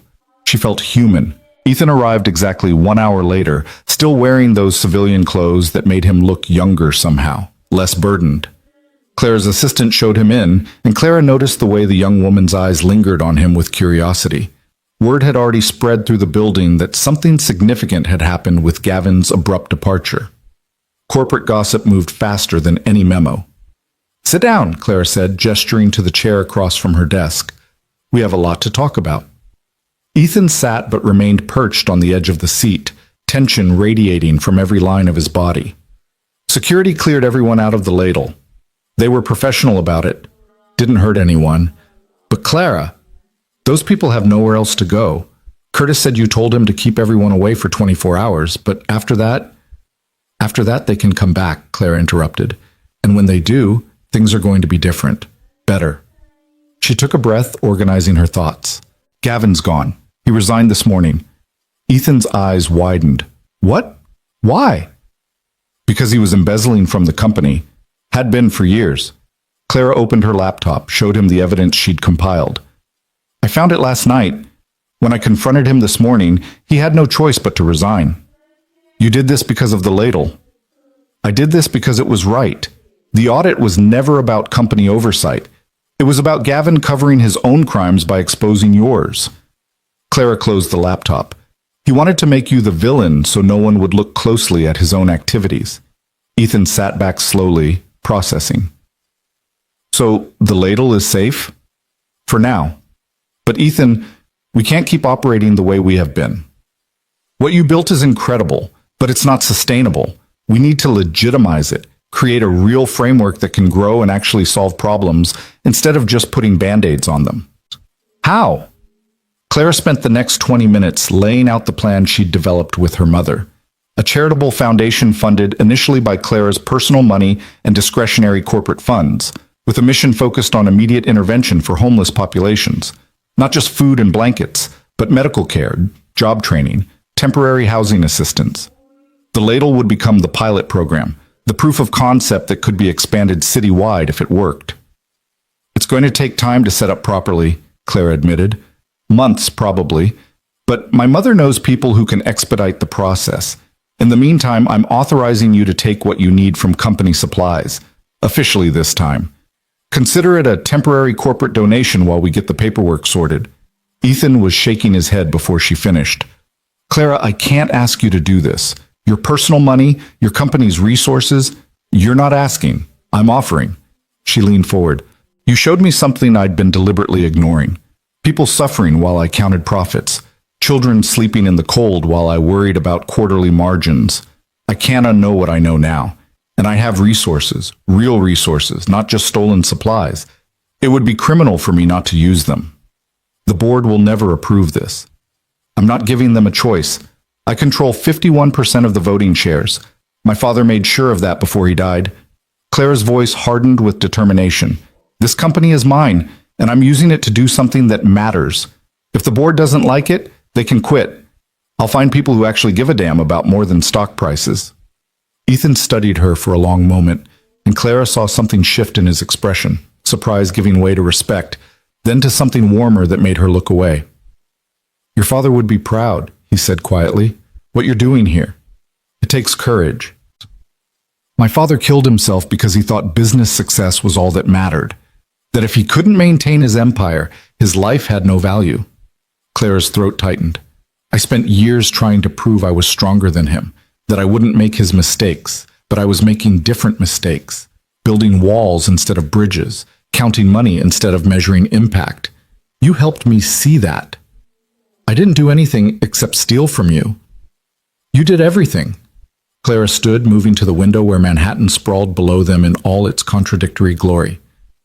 You reminded me that numbers are just abstractions, that behind every statistic is a human being with a story, that sometimes the right thing to do is also the hardest thing to do. Ethan joined her at the window, standing close enough that she could smell the laundry detergent on his shirt and something else, soap and coffee and the faint antiseptic smell that seemed to follow him everywhere. So what happens now? Now we build something real, together. Clara turned to face him. I want you to run the foundation once it's established. You know these communities, you understand their needs, you've already built trust. I can provide resources and organizational structure, but this has to be led by someone who actually cares, not some professional administrator who sees it as a resume line. I'm a janitor with a high school diploma. You're a combat medic who built a functional support network from nothing. You're exactly who should be running this. Clara felt herself smile for the first time in days. Besides, I'll handle the bureaucracy and fundraising. You just focus on the people. What about Emma, my daughter? I can't neglect her for this. We'll structure it so you have flexibility. Regular hours, benefits, actual support staff, so you're not doing everything alone. Clara had already thought through the logistics. Your daughter needs her father and the foundation needs you. We can make both work. Ethan was quiet for so long that Clara started to worry she'd pushed too hard, asked too much. Then he spoke, his voice rough with emotion. Sarah always said I needed to think bigger, that I had the capacity to make real change, but I was holding myself back. I never believed her, but maybe she was right. She was definitely right. Clara extended her hand. So is this a yes? Ethan took her hand, his grip warm and calloused and solid. It's a yes, but on one condition. I want the people at the ladle involved in decision-making, not just recipients of charity, but actual partners. They know what they need better than any administrator ever could. Agreed. We'll set up an advisory council. Curtis should definitely be on it. They were still shaking hands when Clara's assistant buzzed in. Ms. Wells, your mother is on line 1. She says it's urgent. Clara picked up this call, putting it on speaker. Mom, you're on speaker with Ethan Rowe. What's going on? Linda Wells's voice came through crisp and energized in a way Clara hadn't heard in years. I've been making calls all morning. I have a law firm willing to do the incorporation pro bono if we agree to let them use it as a case study. I have an accountant who specializes in charitable foundations who can start immediately. And I have 3 major donors who are interested in contributing once we're established. Apparently word is already spreading about what you're trying to do. How is word spreading? We literally decided this yesterday. Marcus posted something on social media about his sister finally doing something meaningful with her life. It went somewhat viral.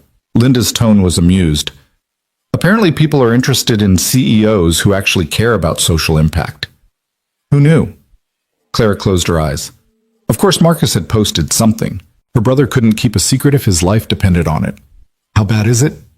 Bad? Clara, it's wonderful. You're getting genuine positive attention. The business press is calling you a pioneer in corporate social responsibility. One article called you the CEO with a conscience. That's going to make the board meeting interesting, Clara muttered. Embrace it, Linda advised. This is the kind of narrative that can transform a company's brand, and more importantly, it might inspire other corporations to do the same. You're not just helping one homeless camp, you're potentially starting a movement. After the call ended, Clara pulled up her brother's social media on her computer. Sure enough, there was Marcus with a photo of her from some charity gala, accompanied by a long caption about how his sister was using her company's resources to help the homeless, and how proud he was of her evolution from corporate robot to actual human being. It had thousands of shares and comments, most of them positive. Well, Clara said, I guess we're doing this publicly now. Is that a problem? Ethan asked. It means I can't back down even if I wanted to, which I guess is appropriate. If I'm asking you to be all in, I should be all in too. Clara took a deep breath. Okay, new plan. We're holding a press conference in 3 days. We announce the foundation, explain the mission, and we do it from the ladle. Let people see the reality of what we're addressing. You want to bring press to the overpass? I want transparency. I want people to understand this isn't some abstract charity. It's about real people with real needs. And I want everyone who's been ignoring the problem to have to look it in the eye. Ethan smiled and it transformed his entire face. You really have changed, haven't you? I'm trying to. Clara felt heat rise to her cheeks and looked away. Go back to the ladle. Tell everyone it's safe to return. Tell them help is coming. Real, sustained help. And Ethan, tell them thank you for teaching me how to be human again. Over the next 3 days, Clara barely slept. She worked with her mother and the pro bono legal team to draft incorporation documents. She met with her board in an emergency session that was every bit as contentious as she'd anticipated. 3 board members threatened to resign. Clara told them she'd have their replacement candidates ready by the end of the week. This is corporate suicide, one board member warned. Shareholders are going to revolt. The shareholders can vote me out if they want, Clara replied coolly. But I control enough shares that they'll have to work pretty hard at it. And frankly, if our investors are more concerned with quarterly dividends than with the fact that children are sleeping on the streets, I don't want their money anyway. She won the vote, barely, and walked out of that boardroom feeling simultaneously exhausted and more alive than she had in years. The press conference was scheduled for Thursday evening at 6 p.m., time to catch the evening news cycle. Clara's PR team wanted to hold it at the office, or at least at a hotel. Clara insisted on the ladle itself. She wanted the cameras to see the tents, the people, the reality of what they were addressing. The day of the conference, Clara dressed carefully in a simple black suit, professional but not ostentatious. She drove to the overpass alone, arriving 2 hours early to help with setup. The space had been transformed. Someone, probably Curtis, had organized a cleaning campaign. The area was still clearly a homeless encampment, but it was orderly, dignified. A small platform had been erected for Clara to speak from, with microphones and lights provided by the news crews who were already beginning to arrive. Curtis approached as Clara stepped out of her car. Ready for this? No, Clara admitted. Terrified, actually. Good. Means you're taking it seriously. Curtis handed her a cup of coffee. Real coffee, still hot. The folks here, they want to thank you, but they're also skeptical. They've been promised help before, had their hopes raised and then crushed. So when you talk tonight, talk straight. No corporate nonsense, just the truth. I can do that. Ethan appeared with his daughter Emma, a small girl with her father's gray eyes and a smile that reminded Clara painfully of Sarah from the photos Ethan had shown her. Emma was carrying a handmade sign that read, "Thank you, Ms. Clara," in crayon, decorated with flowers and hearts. Emma wanted to be here, Ethan explained. I told her what you're doing. She wanted to help. Clara knelt down to Emma's level. That's a beautiful sign. Thank you. Daddy says you're going to help his friends, Emma said seriously. That's nice. Daddy's friends are good people. They really are. Your father taught me that. As 6 p.m. approached, the area filled with cameras and reporters. Clara's PR director was managing the press pool, but Clara could see the journalists' faces as they took in the scene, the tents, the people, the children. Some looked uncomfortable. Others looked angry, as if seeing this poverty in the heart of wealthy Manhattan was a personal affront. Clara stepped up to the microphone at exactly 6 p.m. The camera lights were blinding, but beyond them she could see the faces of the people from the ladle, Curtis and Rosie and Mrs. Chen and Tommy and dozens of others. Real people whose lives would be affected by what happened next. Good evening, Clara began, her voice steady despite her racing heart. My name is Clara Wells, and I'm the CEO of Wells Logistics. 3 weeks ago, I discovered that one of my employees was stealing from my company. His name is Ethan Rowe, and he's standing right over there. She pointed. Cameras swiveled to capture Ethan, who stood with his daughter's hand in his, meeting the press's gaze without flinching. Mr. Rowe was taking supplies, blankets, medical equipment, food, and bringing them here to this encampment under the West Side overpass. By every legal definition, he was a thief. I could have fired him. I could have pressed charges. Instead, I decided to follow him one night and see where the stolen goods were going. Clara paused, letting her gaze sweep across the cameras and the people beyond them. What I found changed my life. I found 40 human beings living in conditions that should be impossible in one of the wealthiest cities in the world. I found children sleeping in cardboard boxes. I found elderly people choosing between food and medicine. I found veterans suffering from PTSD with nowhere to turn. I found people who had jobs and homes until one medical emergency, one layoff, one stroke of bad luck knocked them into poverty. They couldn't escape. Someone in the press pool shouted a question, but Clara kept going. Mr. Rowe wasn't stealing, he was saving lives. And he was doing it because the systems that are supposed to help these people have failed. The shelters are full. The waiting lists are months or years long. The bureaucracy is so complex that people who are struggling just to survive can't navigate it, so they end up here, forgotten by a city that would rather pretend they don't exist. Clara felt her voice strengthen, felt anger and passion replacing nervousness. Well, I can't pretend anymore, and I'm not going to. Tonight, I'm announcing the creation of the Wells Foundation, a charitable organization dedicated to immediate intervention for homeless populations. We're starting here at the Ladle, the community that Mr. Rowe and these incredible people built together. We're going to provide medical care, job training, temporary housing assistance, and most importantly, we're going to treat people with the dignity they deserve. The questions came rapid fire then, journalists shouting over each other. Clara's PR director tried to organize them, but Clara waved her off. Yes, the woman in the red jacket.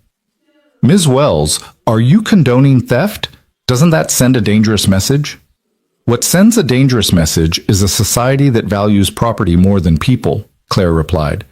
Mr. Rowe made a choice between following the law and saving lives. I'm not saying everyone should steal. I'm saying we need to fix a system where that choice even has to be made. The fact that stealing was the most effective way to help people should horrify us all. Are you planning to reimburse the company for the stolen goods? The foundation will formally acquire all remaining donated supplies through proper channels. And frankly, the value of what Mr. Rowe took is less than what I spend on office furniture in a quarter. If we're going to talk about theft, let's talk about the theft of human dignity, the theft of opportunity, the theft of hope that happens when we ignore suffering because it's inconvenient. Another reporter, this one from a conservative business network. Ms. Wells, some are saying this is a publicity stunt, that you're using the homeless as props to boost your company's image. How do you respond? Before Clara could answer, Curtis stepped up to the microphone beside her. Clara started to protest, but he shook his head. I'm Curtis Jackson, he said into the microphone, his deep voice carrying authority. I've lived here for 3 years. I'm what this lady calls unofficial mayor of this community. And I'm here to tell you, this ain't no publicity stunt. Ms. Wells came down here in the middle of the night not knowing if she'd be safe. She served soup. She held babies. She listened to our stories. And then she went back to her fancy office and put her career on the line to help us. So before you all start making accusations, maybe think about what you've done to help lately. The crowd of journalists went quiet. Then Rosie's mother stepped forward, holding her daughter's hand. My name is Ana Martinez, she said in accented English, her voice shaking but determined. I came to this country with my daughter to escape violence. I worked hard. I followed the rules, but when I lost my job, I lost everything. Mr. Rowe, he made sure my daughter had food, had medicine when she was sick. He treated us like human beings when everyone else treated us like we were invisible. Ms. Wells, she's trying to make sure other people don't have to go through what we went through. That's not a publicity stunt. That's called caring. One by one, people from the ladle stepped forward to share their stories. Mrs. Chen talking about being abandoned by a system that didn't care about elderly immigrants. Tommy talking about his mental illness and how Ethan's kindness was the only thing that kept him from killing himself. A young veteran explaining how he'd gone from serving his country to sleeping under a bridge because the VA couldn't process his claims fast enough.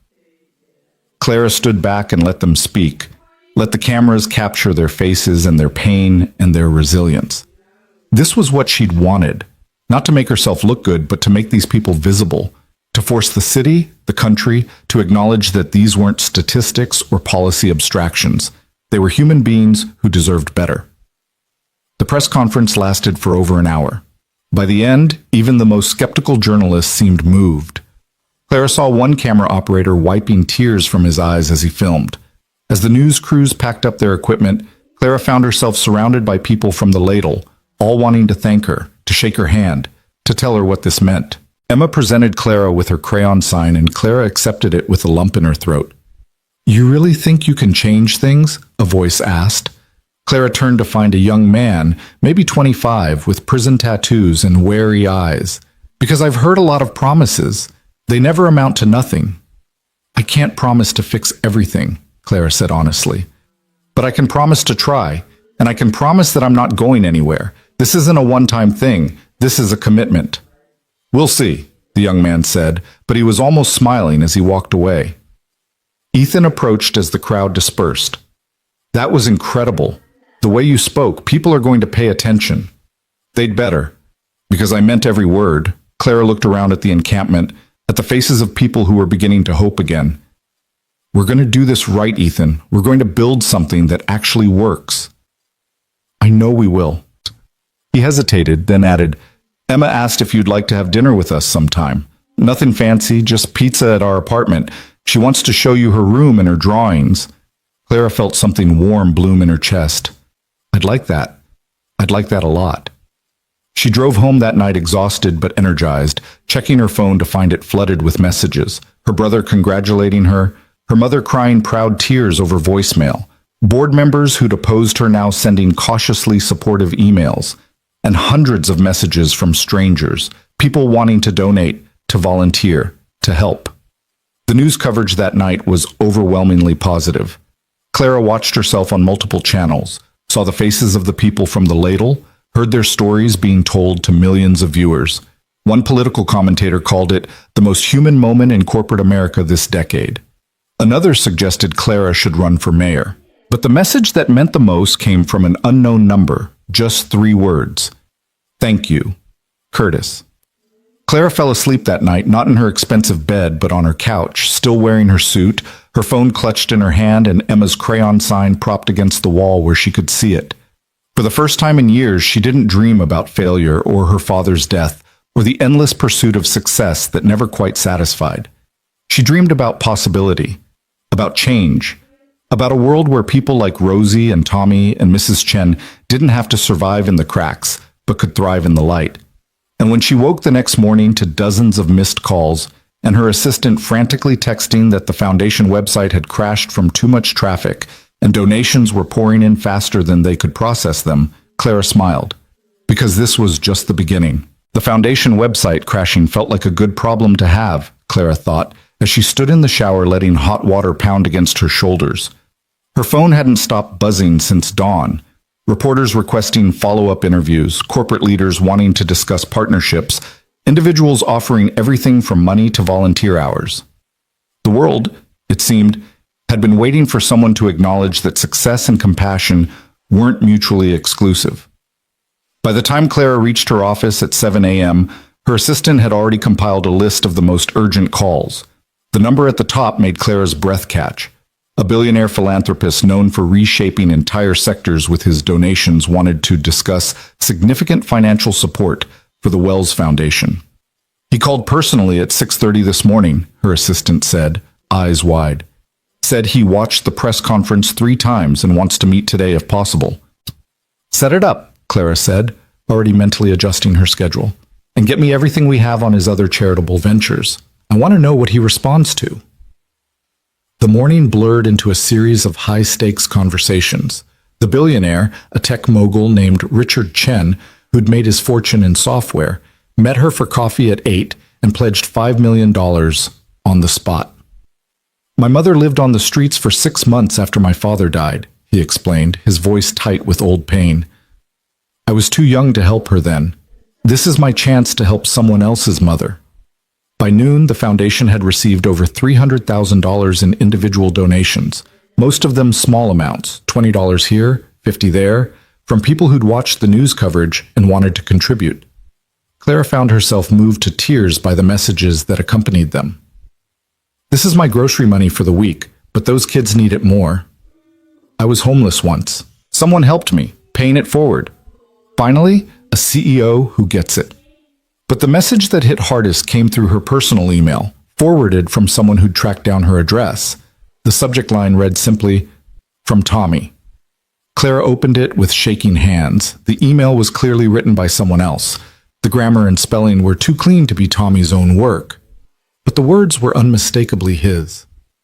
Dear Ms. Clara, Curtis helped me write this because my hands shake too much. I wanted to say thank you for seeing me. Most people look right through me like I'm a ghost. You looked at me like I'm a person. The medicine you gave helped quiet the voices. I slept through the night for the first time in months. I don't know if I'll ever be okay again, but for the first time in a long time, I have hope. Thank you for giving me that. Your friend, Tommy. Clara sat at her desk and cried. Ugly, shoulder-shaking sobs that she didn't try to hide when her assistant walked in with more messages.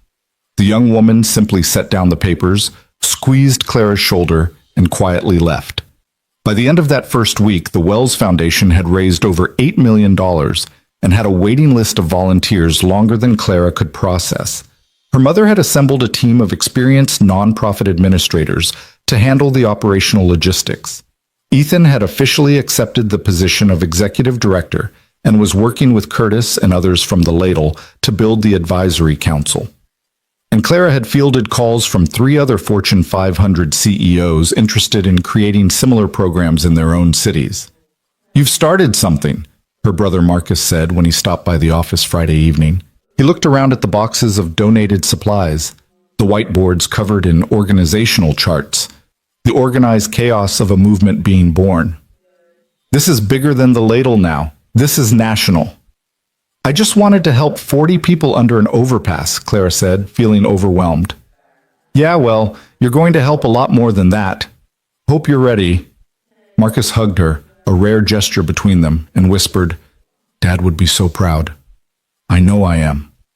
After he left, Clara stood at her office window watching the sun set over Manhattan.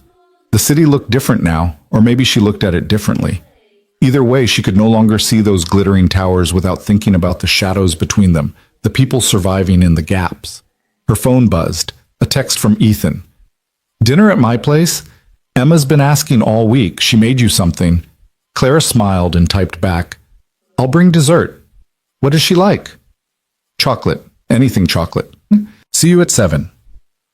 Ethan's apartment was in Queens, a modest two-bedroom in a building that had seen better decades. The elevator was broken, so Clara climbed 5 flights of stairs carrying a chocolate cake from the bakery near her office. She was breathing hard when she knocked, her expensive heels not designed for that kind of exertion. Emma answered the door, her face lighting up. Ms. Clara, you came! Did you bring the dessert? Daddy said you might bring dessert. Emma, let her in first, Ethan called from somewhere inside. He appeared in the doorway, wearing jeans and a sweater, his hair still damp from the shower. Clara felt something flutter in her chest that had nothing to do with climbing stairs. The apartment was small but immaculate, decorated with obvious care. Children's artwork covered the refrigerator. Photos of Sarah were displayed prominently, a beautiful woman with kind eyes and Emma's smile. The living room held more books than furniture, and everything smelled like garlic and tomatoes. I made spaghetti, Ethan said, taking the cake box from her. It's pretty much the only thing I can cook that Emma will actually eat. I'll eat other things, Emma protested, just not vegetables. Vegetables are part of other things. Carrots don't count as vegetables. They're just crunchy orange sticks. Clara laughed. Feeling tension she didn't know she'd been carrying dissolve in the warmth of their banter. This was so different from her sterile apartment, from the high-powered dinners she usually attended where every word was calculated and every smile had an agenda. This was real. This was family. Dinner was chaotic in the best way. Emma talked nonstop about her day at school, about her best friend who had a hamster, about the drawing she'd made for Clara that was currently hidden in her room because it was a surprise. Ethan interjected occasionally to correct obvious exaggerations. No, Emma's teacher did not actually say she was the smartest student ever, just that her essay was very good. But mostly he just watched his daughter with such profound love that Clara felt like she was intruding on something sacred. Do you have kids? Emma asked suddenly, fixing Clara with those serious gray eyes. Emma? Ethan said warningly. What? It's just a question. No, Clara answered honestly. I don't. I always thought maybe someday, but I was too busy building my company. Do you wish you had them? Kids, I mean? Clara considered this. A year ago, she would have said no automatically, would have cited the statistics about how children impacted career progression and productivity. But now, sitting in this cramped kitchen, watching Emma's animated face and Ethan's gentle presence, she found herself saying, yes, I think I do. You should have them then, Emma declared with the absolute certainty of childhood. You'd be a good mom. You help people. That's what good moms do. After dinner, Emma insisted on showing Clara her room. It was a riot of pink and purple, posters of pop stars Clara didn't recognize covering the walls. But what caught Clara's attention was the corner where Emma had created what she called her art studio, a small desk piled with papers, crayons, markers, and half-finished drawings. This is what I made for you, Emma said, pulling out a large piece of construction paper. Daddy helped with the spelling. The drawing showed stick figures under what was clearly meant to be the overpass. Clara recognized the distinctive shape. There was a figure labeled Mr. Rowe with a stethoscope, another labeled Curtis with a big smile, smaller figures labeled with names Clara recognized from the ladle. And in the center, taller than the others, was a figure in a black dress labeled Ms. Clara, the hero. I'm not a hero, Clara said, her throat tight. Yes, you are, Emma insisted. Heroes are people who help other people even when it's hard. Daddy told me what you did, how you stood up for him and for his friends. That makes you a hero. Clara knelt down to Emma's level, looking into eyes that had seen too much loss for someone so young. Your daddy is the real hero. I just finally paid attention. You can both be heroes, Emma said with the logic of a child who didn't understand why adults complicated everything. There's enough hero to go around. Later, after Emma had been convinced to go to bed despite her protests that she wasn't tired, Claire and Ethan sat in the living room with coffee. The apartment was quiet except for the muted sounds of the city outside and the occasional creak of Emma moving around in her room. She's amazing, Clara said. You've done an incredible job with her. Sarah did most of it, Ethan replied. I'm just trying not to screw up what she started. He was quiet for a moment, then asked, Do you really regret not having children? I don't know if regret is the right word. More like I'm realizing I made choices based on fear rather than desire. I was so afraid of failing, of being vulnerable, of depending on anyone that I closed myself off from everything except work. Clara wrapped her hands around her coffee mug, feeling its warmth. You lost your wife and somehow stayed open, stayed capable of love and trust and hope. How? Ethan looked at the photos of Sarah on the wall. I didn't have a choice. Emma needed a father who could still feel, still connect. If I'd shut down, I would have lost her too, just in a different way. He turned back to Clara. But it wasn't easy. Some days I wanted to crawl into a hole and never come out. The only thing that saved me was having to show up for her every single day. And then you started showing up for other people too. It turns out helping others is how we save ourselves. Ethan smiled slightly. I learned that from Sarah. She used to volunteer at homeless shelters, food banks, anywhere people needed help. I thought she was crazy. We barely had enough money for ourselves. But she'd say, we have enough. Having more than enough means you have enough to share. After she died, I finally understood what she meant. They sat in comfortable silence for a while, the kind of silence that only exists between people who don't need to fill every moment with words. Clara found herself thinking about all the years she'd spent in uncomfortable silences, at business dinners, on awkward dates, in her own apartment where the quiet felt oppressive rather than peaceful. I should go, she said reluctantly, checking her watch. It was almost 11.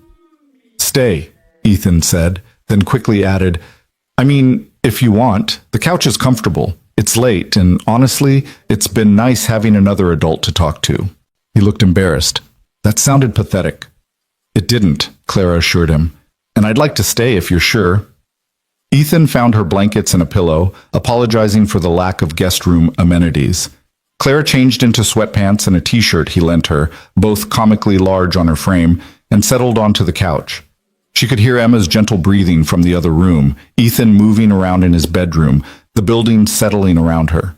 For the first time in longer than she could remember, Clara felt safe. She woke to the smell of pancakes and Emma's laughter.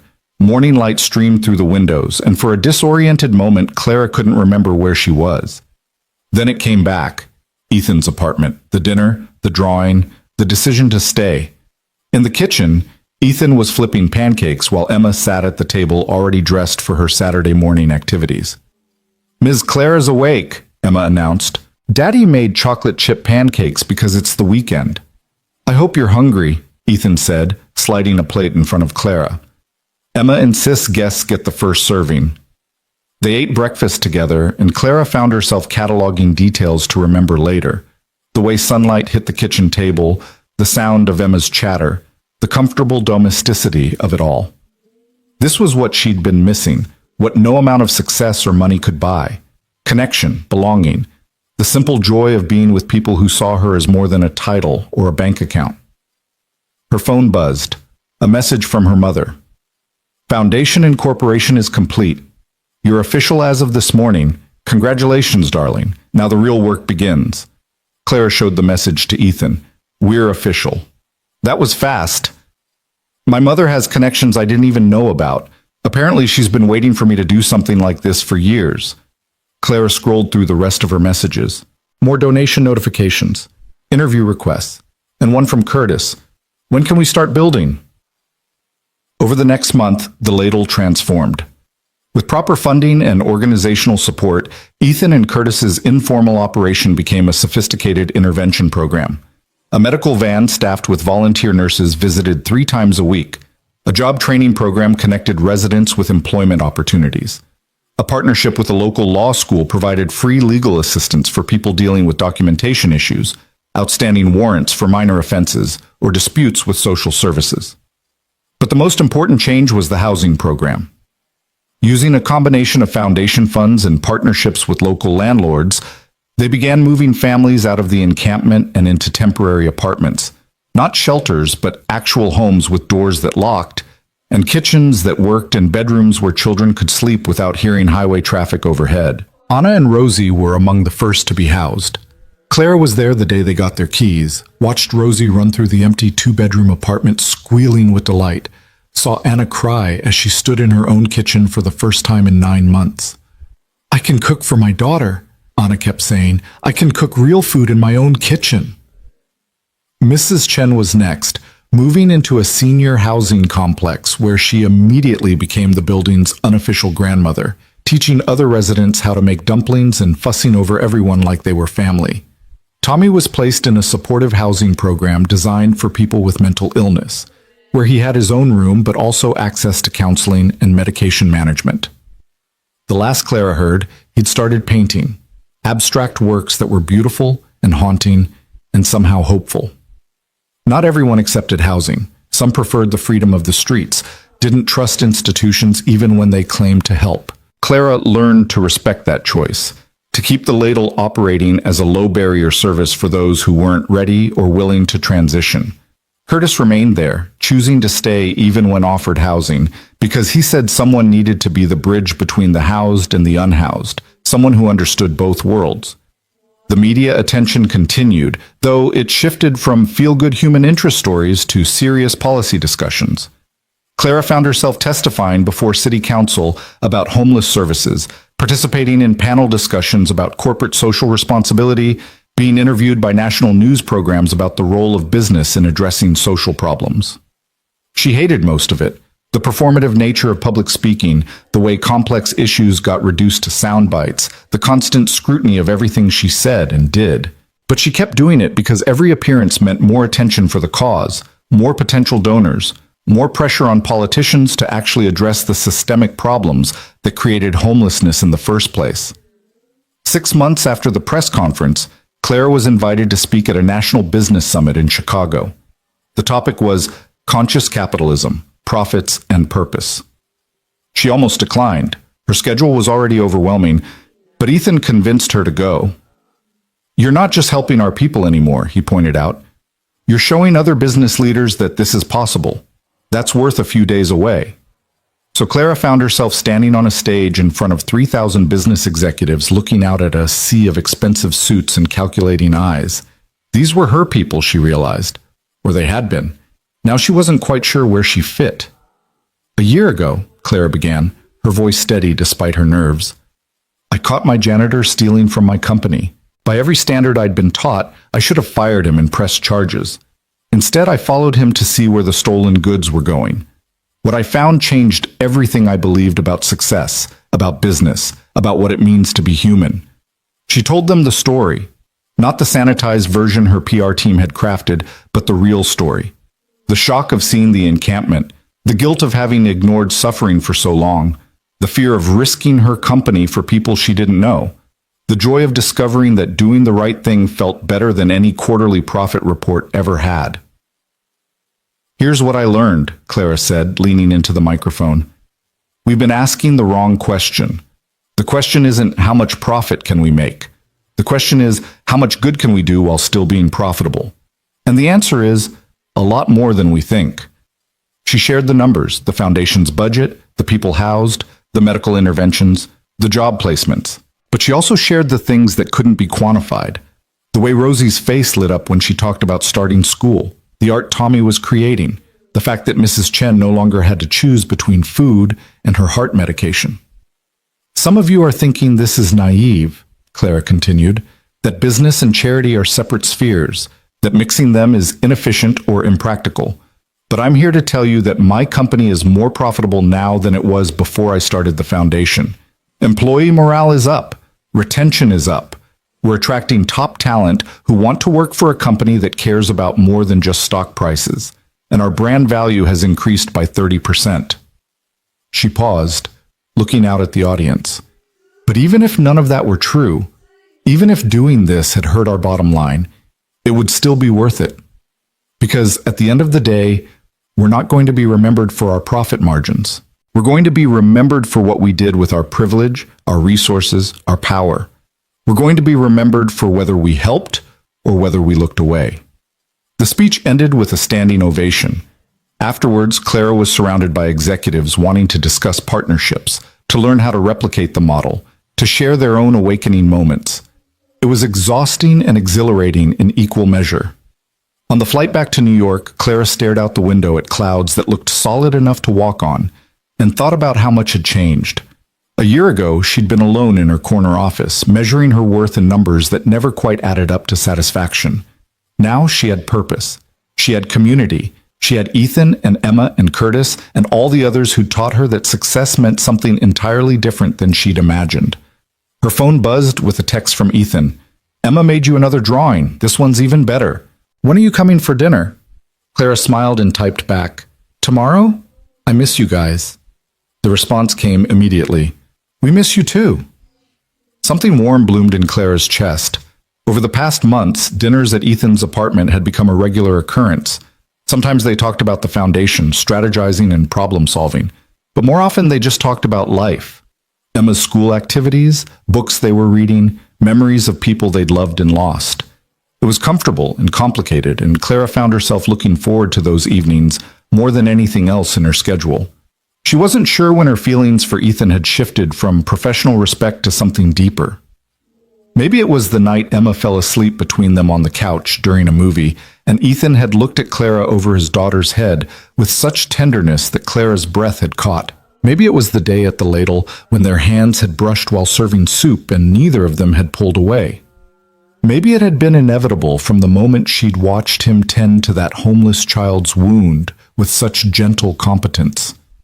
Whatever the catalyst, Clara was now forced to acknowledge a truth she'd been avoiding. She was falling in love with her former janitor, the man who'd stolen from her company and inadvertently stolen her heart in the process.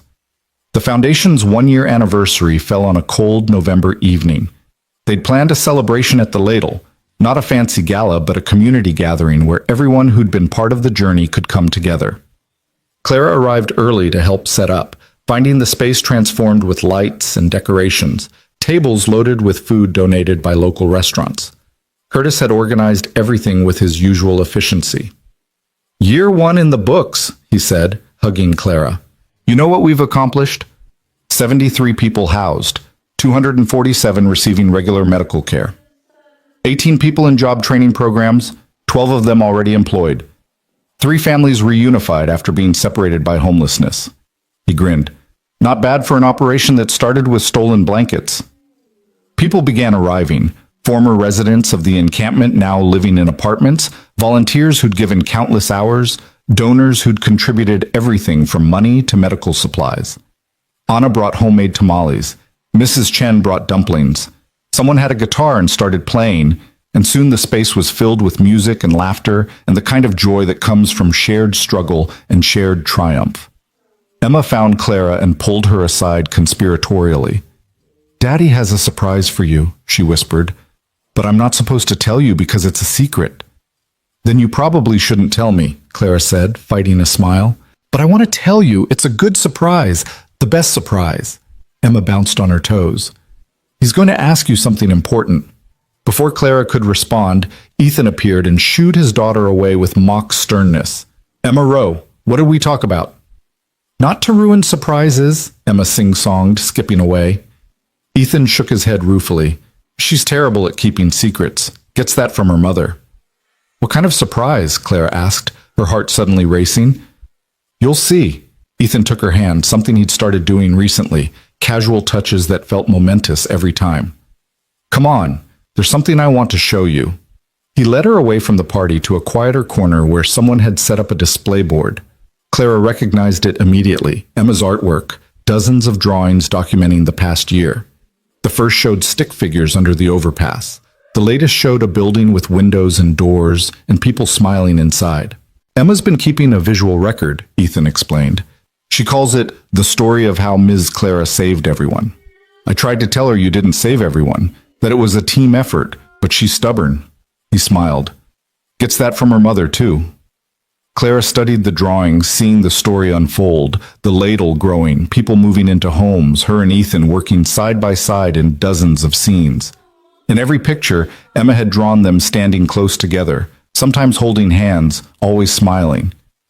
"She notices things," Clara said softly. "She does." Ethan turned to face her, still holding her hand. "Clara, This past year has been the most challenging and rewarding of my life. I've watched you transform from someone who measured worth in spreadsheets to someone who measures it in lives changed. I've watched you risk everything you built to help people you didn't know. I've watched you become part of our lives in ways I never expected. Clara's heart was hammering now. Ethan, let me finish, he said gently. I loved my wife. I'll always love her. But Sarah's been gone 4 years, and Emma needs more than just memories of her mother. She needs someone who's actually present, who shows up, who cares. And Clara, you've shown up, not just for the foundation, but for us, for Emma, and for me. He reached into his pocket and pulled out a small velvet box. Clara's breath stopped entirely. I'm not proposing, Ethan said quickly, seeing her expression. Not yet. That's too fast, and we both know it. But I wanted you to have this as a promise that when the time is right, I'm going to ask. Because I'm falling in love with you, Clara Wells. And I hope, you might be falling for me too. He opened the box to reveal a simple necklace with a small pendant shaped like a ladle. Clara laughed through sudden tears at the perfect absurdity of it. It's ridiculous, she said. It's perfect, Ethan countered, taking the necklace out and fastening it around her neck. It's a reminder of where we started, of the night you followed your janitor and found something you weren't looking for. I found everything I was looking for, Clara corrected, her voice thick with emotion. I just didn't know it yet. She kissed him then, there in the quiet corner while the party continued nearby. It was their first kiss, and it tasted like possibility and promise and the kind of hope that comes from choosing to see people rather than looking away. When they returned to the party, Emma squealed and ran over. Did you ask her? Did you give her the present? I did, Ethan confirmed. And did she say yes? It wasn't that kind of question, Claire explained, kneeling down. But yes, I said yes to the important part. Emma hugged her fiercely. Good, because I already told everyone at school, you're going to be my mom someday, and it would be really embarrassing if I was wrong. The party continued late into the night. Curtis gave a speech about community and resilience. Anna sang a song in Spanish that made everyone cry, even though most people didn't understand the words. Tommy showed up with a painting he'd done, a beautiful abstract piece in blues and golds, and presented it to Clara as a thank you gift. It's called Hope, he explained, because that's what you gave me. Clara hung it in her office the next day, right behind her desk, where she could see it every time she looked up from her computer. It became her favorite thing in the room, worth more than all her expensive furniture and awards, and the fancy coffee maker that had cost more than most people's monthly rent. The foundation continued to grow. By year 2, they'd expanded to 3 additional sites across the city. By year 3, they were partnering with organizations in 5 other cities to replicate the model. Other corporations started their own initiatives, some inspired by Clara's example, others probably just for the PR value. Clara didn't care about their motivations as long as people were being helped. She and Ethan got married in a small ceremony under the overpass where everything had started. It was Curtis who walked Clara down the aisle, such as it was, and Emma who served as both flower girl and ring bearer. The guest list included board members and homeless families, billionaire donors and volunteers who could barely afford bus fare. It was chaotic and beautiful and absolutely perfect. I can't believe you're marrying your janitor, Marcus joked at the reception, which was held in the Wells Logistics warehouse with catering provided by every restaurant that had ever donated to the foundation. Former janitor, Clara corrected. Now he's the executive director of a foundation that operates on $8 million annually. Still, this time last year, you were the Ice Queen CEO who everyone was afraid to talk to. Now you're married to a guy who serves soup under a bridge. It's quite the character arc. The best one, Clara agreed, watching Ethan dance with Emma across the improvised dance floor. Want to know a secret? Always. I'm happier now than I've ever been. The company's doing better than ever, the foundation is changing lives, and I get to come home every night to people who love me for who I am, not what I've achieved.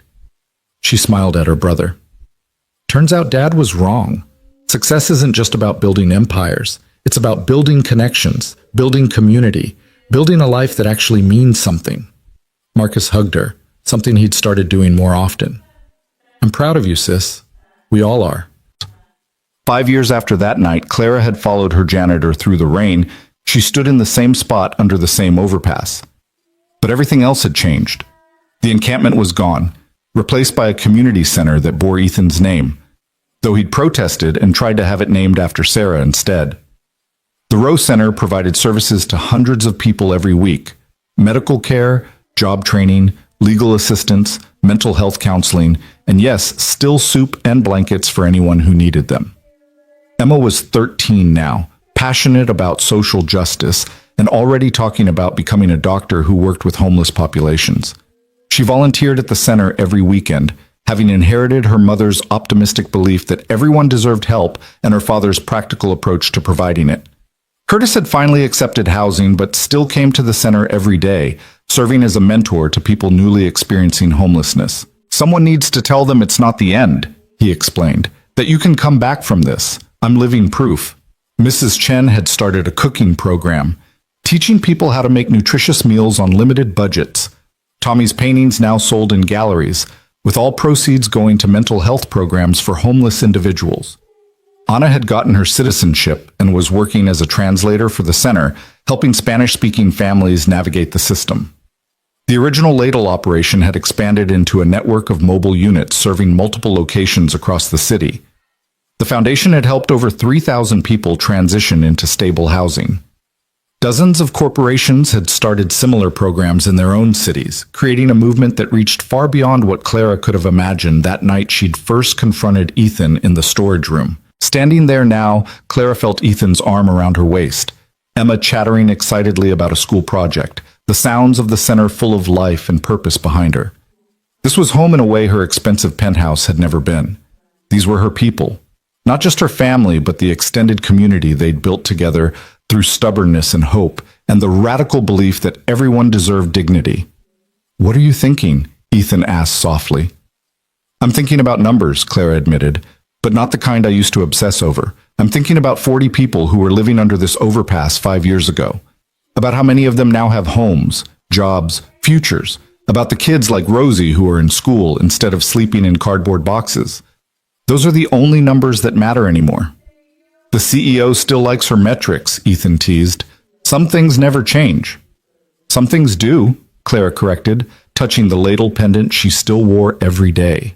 "I used to think success meant having the biggest company, the most money, the most power.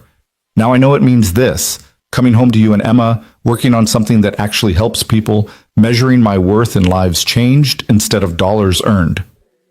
Emma tugged on Clara's sleeve. "Mom, can we go inside? I want to show you the mural the art class finished. It's so cool. They painted everyone's story on the wall, and I'm in it, right next to Dad and Curtis." "Mom." Emma had started calling her that about a year ago, tentatively at first, then with increasing confidence. Every time Clara heard it, her heart swelled with a love she hadn't known existed before this strange, beautiful family had claimed her. Inside the center, the mural was stunning, a visual history of the ladle's evolution from stolen supplies and midnight missions to a thriving community organization. Clara found herself in multiple panels, following Ethan's car through rain-soaked streets, serving soup beside him for the first time, standing at the press conference, dancing at their wedding. The final panel showed the center as it was now, full of people and life and color, with text at the bottom that read, "Home is where you choose to stay." "It's Emma's caption," Curtis explained, appearing beside Clara. "From that old Polaroid she took years ago. Seemed fitting." "It's perfect," Clara said, her eyes stinging with tears she no longer bothered to hide. She'd spent so many years being cold and controlled, afraid that showing emotion was weakness. Now she understood that the opposite was true, that allowing herself to feel, to care, to be vulnerable was the strongest thing she'd ever done. Her phone buzzed with a message from her assistant. A crisis at the company, something that would have consumed her entire existence 5 years ago. Now she glanced at it, fired off a quick delegation to her capable COO, and put the phone away. The problem would get solved. It always did. And she had more important things to focus on, like the family waiting for her, the community she'd helped build, the life she'd chosen to live. That evening, Clara and Ethan stood on the small balcony of their apartment, bigger than his old place but still modest by her former standards, watching the sun set over Manhattan. Emma was inside doing homework, music playing softly through the open door. "Do you ever regret it?" Ethan asked. "Giving up the penthouse, the lavish lifestyle, all the things that came with being the ruthless CEO?" Clara thought about it honestly. She lived in Queens now, in a neighborhood where people knew each other's names. She'd downsized her personal spending dramatically, redirecting most of her salary to the foundation. She drove a practical sedan instead of being chauffeured. She shopped at the same grocery store as everyone else, instead of having organic produce delivered. And she was happier than she'd ever been. "I didn't give anything up," Clara said. "I traded things that didn't matter for things that do. Fair exchange." She leaned against him, feeling his solid warmth. "Besides, I kept the most important thing, the company. I just changed what I used it for." "Sarah would have liked you," Ethan said suddenly. "She would have loved watching you transform, loved seeing you choose people over profit." "I wish I could have known her." "In a way you do. Emma's her living legacy. And the ladle, the whole foundation, it's built on her philosophy, on the idea that having more than enough means having enough to share." Ethan pulled Clara closer. "You didn't just save me that night you followed my car. You saved her memory too. You took what she believed in and made it bigger than either of us could have alone." Clara watched the city lights begin to flicker on as darkness fell, each one representing lives being lived, struggles being fought, small victories being won. Somewhere out there, someone was sleeping warm tonight because of what they'd built. Someone was eating a hot meal. Someone was getting medicine they needed. Someone was remembering that they mattered. Numbers, Clara thought, but the kind that counted. Her father had died believing that business failure meant personal failure, that worth could be measured only in profits and success. He'd been wrong. Worth was measured in moments like this, in Emma's laughter from inside the apartment, in Curtis's daily presence at the center, in Rosie's dreams of becoming a teacher, in Tommy's slowly quieting voices. Worth was measured in choosing to stay, choosing to see, choosing to care, even when it was hard. The next morning, Clara stood in her office at Wells Logistics, looking at Tommy's painting of hope and Emma's framed drawing and the photos that now covered her walls. Images of the center, the people they'd helped, the community they'd built. Her corner office looked different now, felt different. It was no longer a fortress of isolation, but a command center for something that mattered. Her assistant buzzed. "Ms. Wells, there's a young woman here. Says she's homeless, heard about the foundation, needs help. Should I send her to the center?" Clara thought about it for only a second. "No, send her in. I'll talk to her myself." Because that's what she did now. That's who she'd become. Not the CEO who delegated everything, who kept human suffering at arm's length, who measured worth only in spreadsheets and profit margins. She was Clara Wells, who'd followed her janitor into the darkness and found light. Who'd learned that the best investment wasn't in stocks or property, but in people. Who'd discovered that success meant choosing humanity over efficiency, connection over isolation, love over fear. The young woman who entered her office was maybe 20, carrying everything she owned in 2 plastic bags, her eyes full of desperation and wary hope. Clara recognized that look, had seen it countless times over the past 5 years. It was the look of someone at the end of their rope, reaching out one more time before giving up entirely. "Sit down," Clara said gently, coming around her desk. "Tell me your name and your story, and then let's figure out how to help you." As the young woman began to talk, Clara thought about that rainy night 5 years ago when she'd followed Ethan's rusted sedan through Manhattan's underbelly, certain she was chasing a thief. She'd been right about the theft, just wrong about what mattered most. Ethan had stolen supplies, yes, but more importantly, he'd stolen her certainty, her comfortable blindness, her ice-cold logic that had protected her from caring too much. And in return, he'd given her everything that mattered. A family, a purpose, a life that felt lived rather than merely managed. The ability to look at herself in the mirror and recognize the woman staring back. That night, Clara came home to find Ethan making dinner while Emma practiced violin in the living room, badly but enthusiastically. The sound that had once have driven her crazy now made her smile. This was chaos. This was messy. This was real. "How was your day?" Ethan asked, kissing her as she dropped her briefcase by the door. I helped someone, Clara said. Just one person. But it felt like enough. It's always enough, Ethan assured her. One person at a time. That's how we change the world. Clara thought about Curtis's words from 5 years ago, about starting where you are with what you have, about showing up and doing what you could, and hoping it mattered. She thought about her father, about the empire he'd lost, and the life he'd wasted believing success was singular and unforgiving. She thought about Tommy's painting, about hope being something you chose rather than something you found. And she thought about the ladle pendant around her neck, the physical reminder that sometimes following people into the darkness was the only way to find your way into the light. I love you, she told Ethan, the words still feeling new and precious every time she said them. I love you too, he replied. Thank you for following me that night. Thank you for stealing from me, Clara answered, and they both laughed at the absurdity and truth of it. Outside, rain began to fall on Manhattan, washing the streets clean, creating halos around the streetlights, soaking the city in possibility. Somewhere under an overpass, people were gathering for soup and blankets and the kind of kindness that saves lives. Somewhere in Queens, a family was sitting down to dinner together, counting blessings instead of dollars. Somewhere in the space between what was and what could be, hope was taking root and growing. And in a modest apartment that smelled like garlic and sounded like violin practice, Clara Wells, former ice queen, current human being, closed her eyes and understood that she'd finally found the one number that mattered most. The number was simple. It was 3. One former CEO, one former janitor, one daughter who'd never let either of them forget what mattered. A family built not from perfection, but from choosing each other, choosing kindness, choosing to stay. Home, it turned out, was exactly where you chose to be.